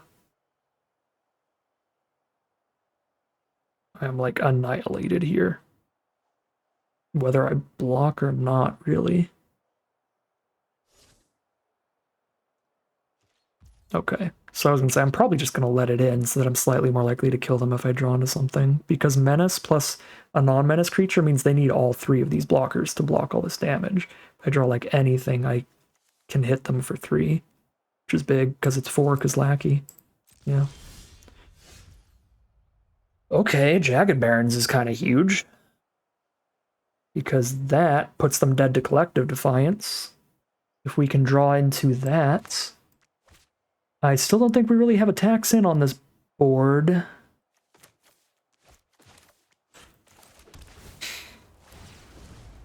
Oh, yeah, that brings the Miner back too. Oh my god, I forgot about that. That's so good. It's a crime land. God, that's sick nasty. Yeah, look at this board. Alright, 3 against all this. Still not lethal right now, but it's good. Uh-oh, their draw was really good too. It looks like an instant. Yeah. It's the crime. Mill and draw a card. Yep. They didn't mill the Collective Defiance.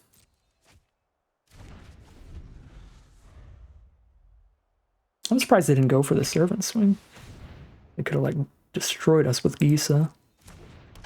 I guess I always could have blocked with Mine Raider and they just didn't want that to happen. Okay, well now, that's enough blockers. We are 100% all in on top decks, right? Top deck Collective Defiance, so we just cracked the Lackey immediately, right? I think I do.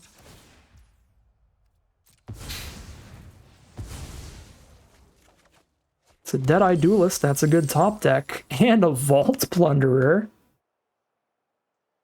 Okay.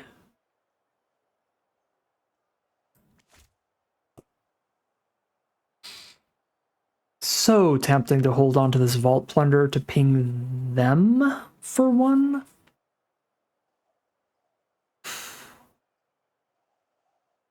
But I have 14 cards left. Of those cards, there's a Collective Defiance, there's another Deadeye Duelist, and there's a Blood Hustler. There's 3 really, really good draws in these 14. And letting them draw another card, even if it does put them down to 2, is really risky, because they could draw into like 2-for-1 removal and stuff like that. I think I still draw the card myself. Okay. There's the Duelist.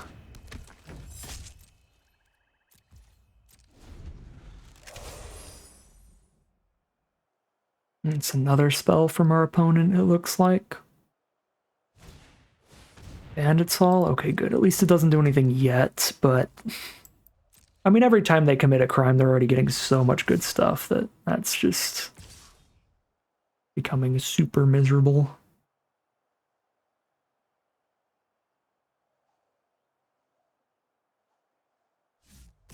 These are wild attacks. Yeah, I was gonna say, they don't have any onboard way to commit crimes and they're out of cards in hand, so we just kill things for free on this.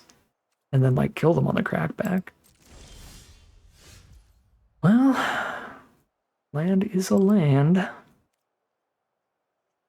No other Forsaken boys in the grave, right? Nope.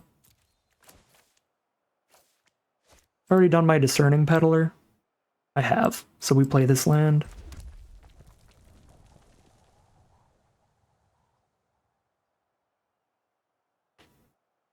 I should have done it post-combat, though. We could send in Forsaken Miner, then sack it onto Desecrator, because we're just going to reanimate it with Duelist anyway.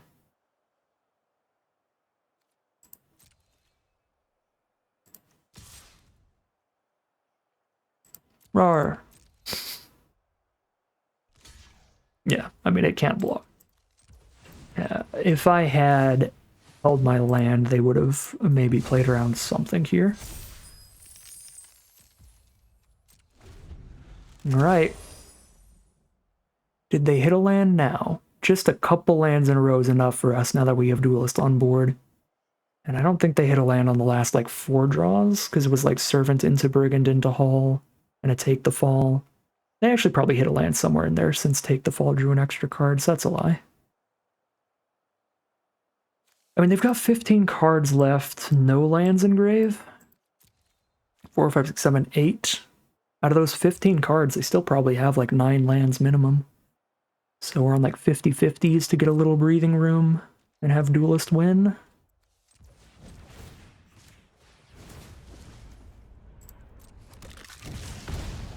Okay, another Boneyard Desecrator. Another Menace threat is a pretty big deal, obviously. They've got 1 turn to draw removal, or Duelist kills them in 2 shots. Even if Duelist doesn't kill them, we put them to 1 with a bunch of Menace, so they have, like, no attacks. Oh my god, the concession from our opponents. Deadeye Duelist, the MVP in that game of Magic. That's 2-1 in round number 3. And we're now cashing out $1,000 out of the Outlaws of Thunder Junction Arena Open. Whew, that feels so good, but I think it's about time to take another heart health break here.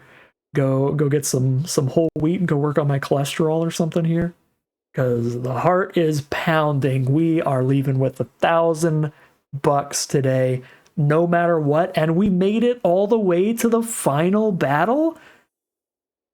That is absolutely incredible. Let's take a second here, level our heads, calm down, get ready to play some tight Magic, because we are in the finals here, the absolute final battle, and the final game of Magic out of this Outlaws of Thunder Junction Arena Open, win or lose. Let's see how it all wraps up as we head into round 4. All right, here we are for the final battle. Unfortunately on the draw here, but other than that, this hand is excellent, so we will roll with it. Our opponent is on green. Let's get the lackey rolling on in.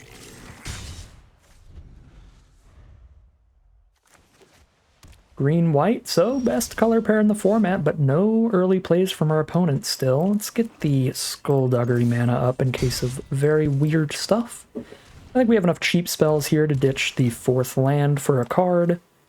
See what we find. Mine Raider. Solid option. Could Mine Raider and hold up Skullduggery in the same turn, which is kind of sweet. Yeah, I like that. If we don't Skullduggery, we have Forsaken Miner.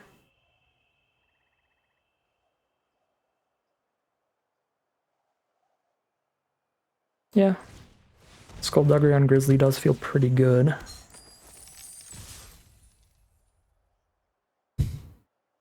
Unless they block the peddler, and then it's like, okay, well, we're fine.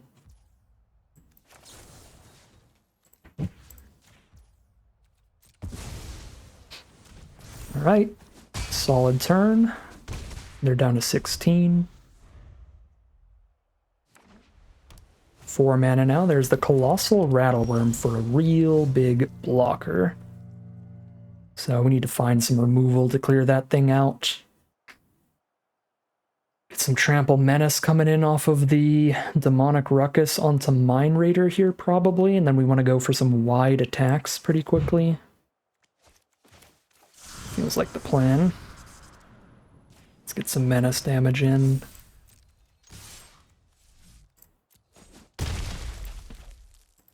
Wrong card. There's Forsaken Miner.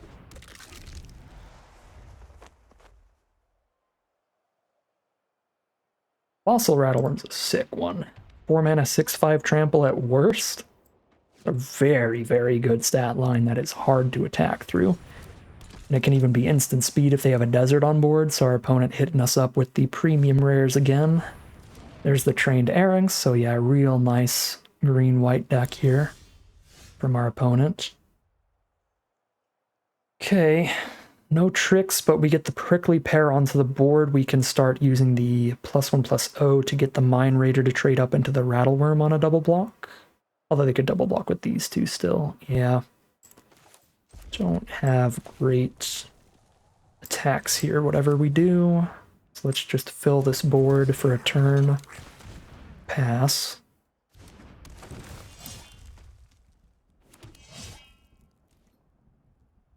Really wish we had like one copy of that +2/+0 to everybody. That would have played better than the Skullduggery in this position.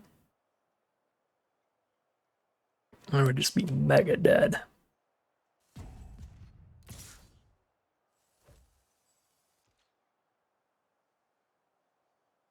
(6/5) is coming in hot.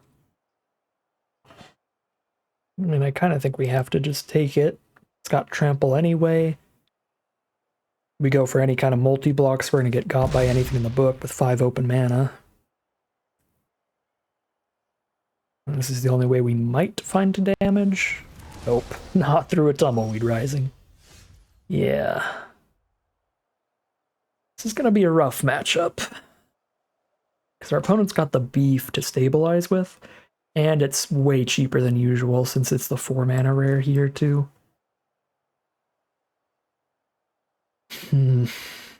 So we attack all, they kill a 2/2 for free, but we do cash in some amount of damage here. I mean, we kind of have to just go for it, right, and hope to top deck more direct burn like we've been doing.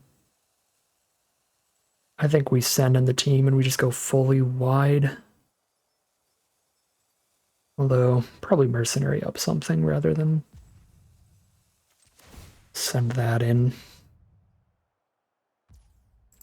Can only sack one of the lackeys either way. So I would rather threaten a trick here than play the land. Actually, no, I could sack both lackeys if I play the land, because I sack the first one to get the treasure to sack the second. I don't think they're going to be blocking both lackeys here, though. I think they're blocking bigger stuff. So we only need the mana to sack one of them. I guess they can only actually kill one of them because of the first strike. Outlaw Medic just bounces off one.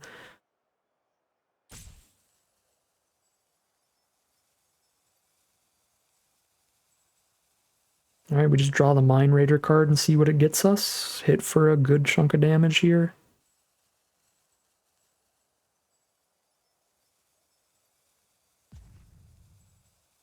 Hit for 6, but they gain 1, so they're at 7. Seems fine.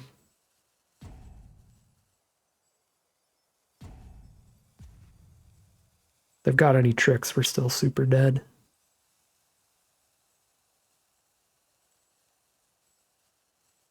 We got Take Up the Shield. That is GG. +1/+1 lifelink. I don't know if our deck can beat Take Up the Shield.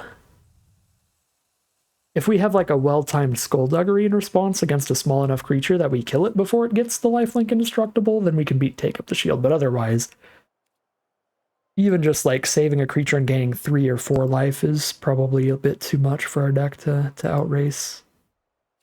Alright, we just do that. Cash in damage. Draw the Mine Raider card.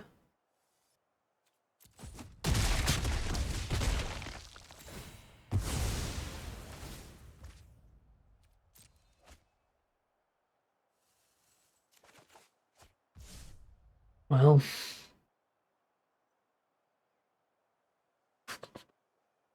they have just a tiny bit to buff their board. We do immediately die. So should I cash in a lackey right now?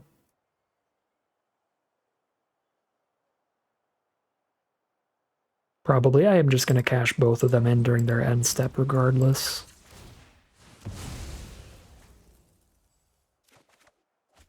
Boneyard Desecrator, well, I can't afford that anyway, so we just have to pass from here. We would be tapping out to draw something off of the lackey, so it wouldn't matter what we draw. Wouldn't have the mana for it.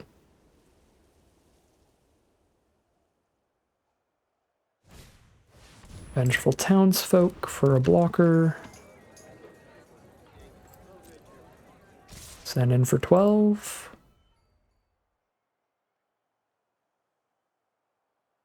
They have the +2/+2 treasure combat trick.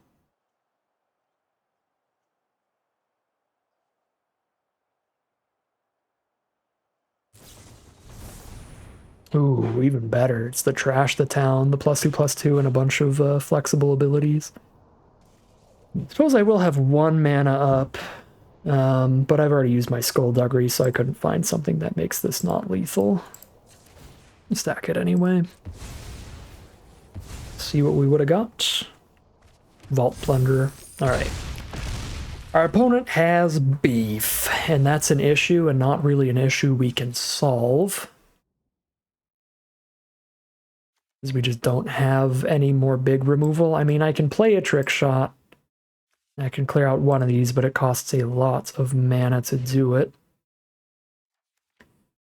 But I suppose you do what you gotta do. We're gonna be on the draw here, so Trick Shot over land number 16 is the swap.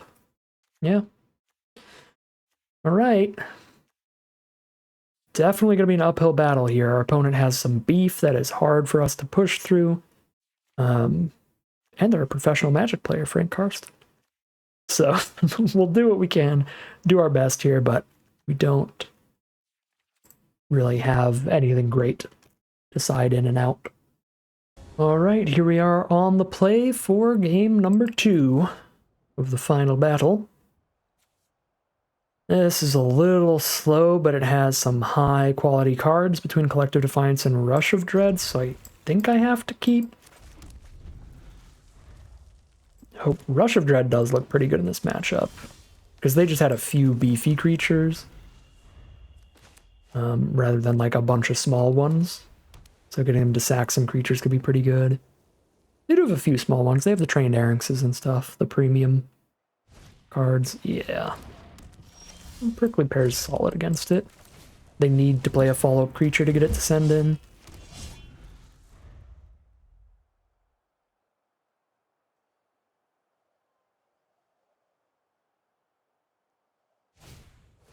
No, no, not again. Is this gonna be how I lose my 1 round? Day 1 and day 2 is Trained Errancs Miriam. That's so disappointing. The dumbest curves. And they kept a 2-lander to do that. But, I mean, it was worth it, for sure. I kind of have to kill the Errancs because the stupid first strike, even though it means they could just play another mount for Miriam later. I have to just defy the Errancs, I'm pretty sure. Do it as quickly as possible. But I guess I can take another 5 and then kill it next turn.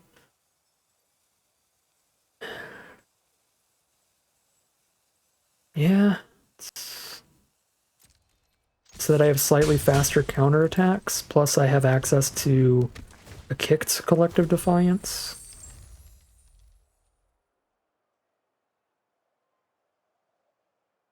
Or an escalated Collective Defiance, I should say. Could also Rush of Dread them, but then that's worse than just casting Collective Defiance. They just choose which creature dies. If they play a third creature, then Rush of Dread will be better, and now we have the treasure to do that. If they just cast another Erranx and then we get to Rush of Dread, that'll be incredible. Actually. Although I will take a ton of damage in order to do that, because I will just not block at all right now. Even if they don't saddle up.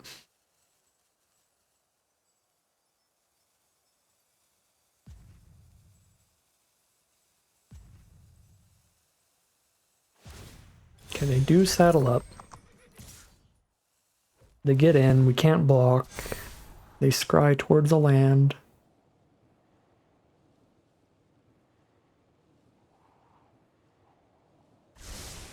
To the bottom. No, probably a good spell that wasn't mana, I would assume. Why it took a little while. Bristlepack Sentry, okay. So they sack a Bristlepack Sentry and a Miriam here, I suppose. What Rush of Dread's gonna do for us? 4 mana. I could make them discard their whole hand, but feels worse. Yeah, we just cash in Rush of Dread. Which is unfortunate that I have to spend the treasure for the second black, because I'm gonna have 1 mana just sitting here doing nothing, 1 mountain sitting here doing nothing. Yeah, I mean, it's gotta be make them sack 2 creatures, right? And we have a follow-up Collective Defiance at 4 mana. Alright.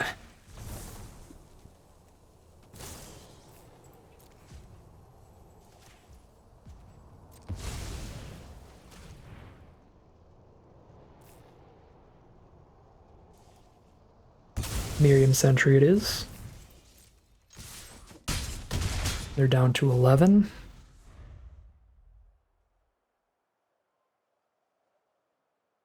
Hit them for 9 next turn off of a Collective Defiance. Killing their blocker. There's the Conduit Pylons, that's the 3rd mana, and they Surveil, keeping the card on top. They are out of the mana issues. Send in the Erranx, we're down to 6.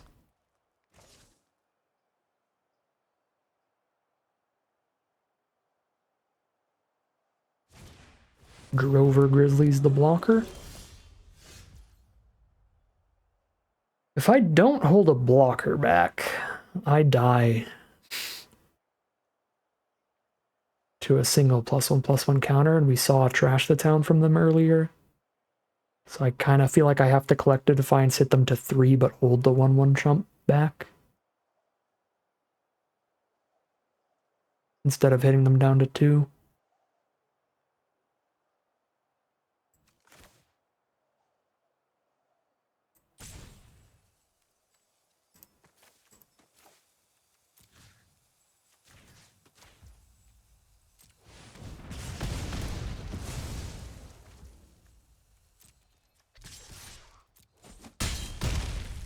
They need removal plus combat trick to kill me here. If they don't, they are dangerously low.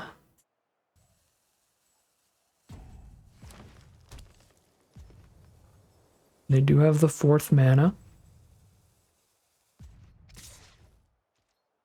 I just have to chump here. Just can't risk the lethal. Prosperity Tycoon for 2 blockers, alright. We need a solid draw here, but there's some that would lethal, like Skullduggery I think is lethal because of the trample. Consuming Ashes? Ooh, double black card does not work out for us. So because of the Mind Raider trample, they have to block both of our creatures. So we get to keep the Prickly Pear and Mind Raider tramples over for 1, and then we play 2 blockers as the follow-up, I think.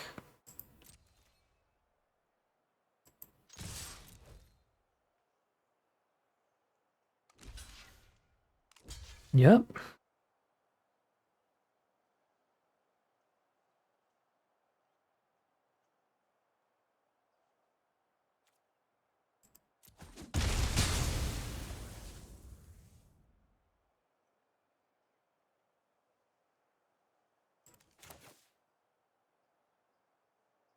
like Apothecary's ability to give instant menace if Duelist sticks around, so I'm going to ditch the bigger menace card.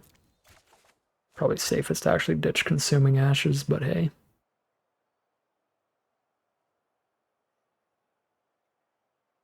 I think with Apothecary in hand, we play Duelist over Apothecary. And get a surprise out of the menace, because they'll be at 1 life regardless if Duelist stays on board. I should have discarded Consuming Ashes, because we don't know when we're finding that swamp. Probably won't matter. I don't think the game's going to last long enough in either direction for us to cast a 4-mana creature, but it might. I feel like one of us is dying very, very soon.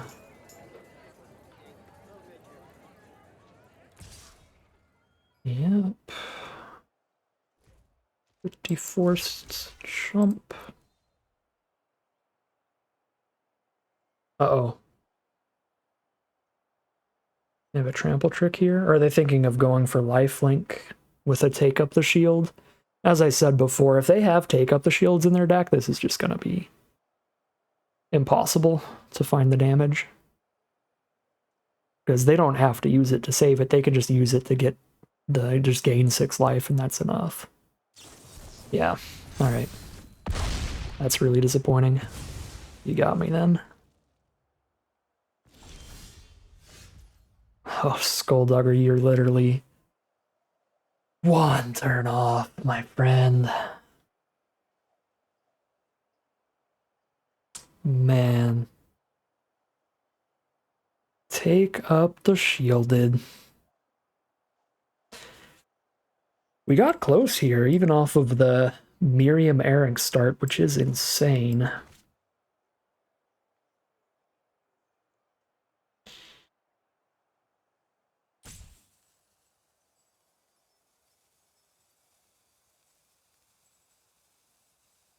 And there's no world in which we're going to Skullduggery over playing Apothecary.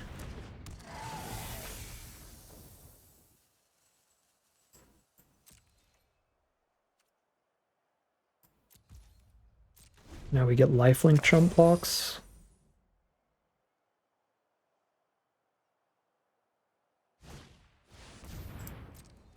Okay, another townsfolk.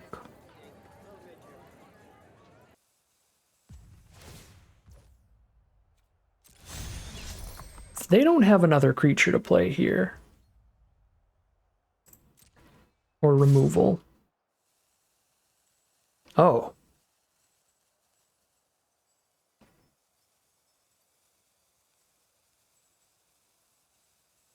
I was gonna say, like, we can let the Duelist dice that we are open to Skullduggery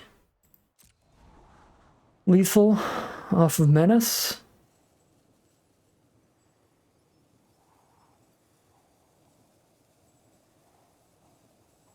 We have to do 6 to them next turn. We have 5 power on board. If I lose Duelist. Or no, we have to do more. If I lose Duelist, they're going to be at 7. We have to do 7.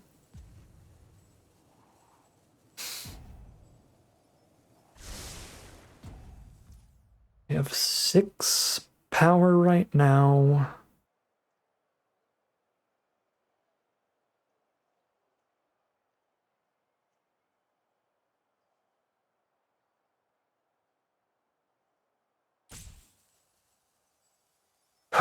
We have to top deck something here, but Skullduggery's like 1 damage off. If we hit the desert, we kill them.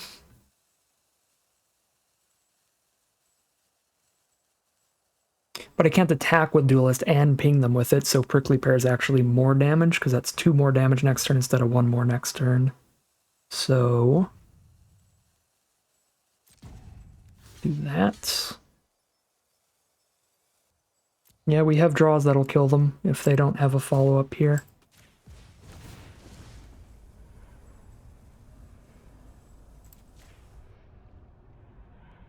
Doesn't matter what we choose, let's just throw Menace on the Prickly Pear for fun.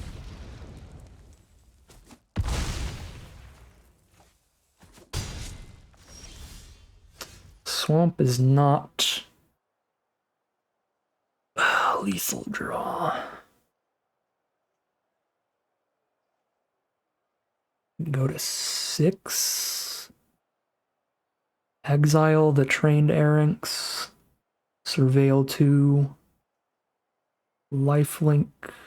Apothecary inward.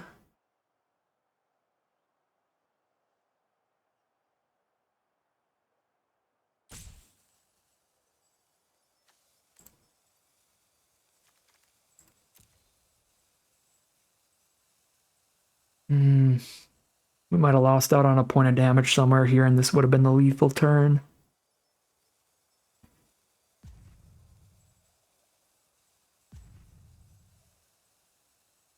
Am I dead to removal no matter how I play? If I just pass and hold up Consuming Ashes, I'm still dead to removal. They just use removal pre-combat. I Consuming Ashes one creature and die. So I think it's slightly better to guarantee we keep Apothecary around and just cash in some damage here and Surveil. Because we die to removal either way.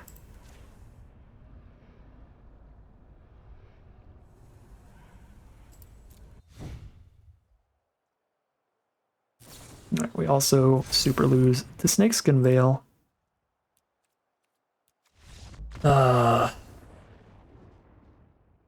Technically not fully over there. We go chump, chump. Oh no, it is fully over. Because I have to send in to gain the 3, which would mean I only have 1 blocker. Yeah. Never mind, I lied. I was for some reason gaining the 3 and then also blocking next turn in my head, which doesn't happen. Yeah, we lose to Snakeskin Veil no matter how we play that also. Yeah, that was just an incredible deck from an incredible player in the end. Pro Magic player with the Miriam Mounts deck with the Erranxes to go with her. Take up the shield and Snakeskin Veil. It's also just a really good, well-positioned deck against us because they have tons of cheap creatures as well as the gigantic lifelink trick to keep us well off of lethal. And even with that, it wasn't well off of lethal. We were 1 damage off. We could have killed them through a Snakeskin Veil if they were at 6, thanks to the Skullduggery. So, really, really close stuff in the end there. I would be really disappointed if I look back and see that we did miss a point of damage somewhere in that game. It is possible, if not likely. There were a lot of really tight turns there, so perhaps there was somewhere to hit for 1 more point and we could have gotten the kill there, but would have been super unlikely to win this round in the end. I think we definitely were outclassed here. I think we were outclassed in deck quality in pretty much all of these rounds, honestly, so super sweet to have made it this far regardless. And yeah, definitely a final boss to end this event off, but hey, you are pretty much completely not allowed to be unhappy with winning $1,000 playing Magic for free, so I'm pretty cool with this. That is a solid 3-1 record in incredibly competitive games of Magic with this little Dirtily Rakdos Outlaws deck. So in the end, I guess my first estimate, where this is about as good as our first deck, was 100% correct. Our first deck and our second deck, just very average, very basic builds of their respective strategies. There's nothing incredible going on with them. This one did have the 1 Rush of Dread for a pretty good bomb. But outside of that, very basic, very simple deck here. But get it as streamlined as we can, get as much cheap damage in as we can, some crime synergies. Looks like it is enough to take down the Arena Open Day 2. Maybe not completely, but to the point of $1,000 cash prizes. So let's claim that, because how often do you get to see this incredible reward screen here? What an absolute delight. Absolutely incredible ending to the events. Even if we didn't get the max prize out, that was still an absolute banger. And we had some solid drafts. I mean, again, nothing super exciting, but just the bread and butter decks taking us to the cash in the end. But that is going to end today's video. As always, I'd like to thank my patrons and YouTube members for their support, as well as you for watching the video. If you enjoyed this video and are interested in seeing some more, you can always like, comment, and subscribe to tell the YouTube algorithm to send you some more in your recommended feed. If you'd like to catch me live, you can check out the Twitch channel in the link in the description below. And if you'd like to support the channel directly, you can check out the Patreon link in the description below. But other than that, as always, thank you very much for watching, and I'll see you again soon for some more Magic Arena.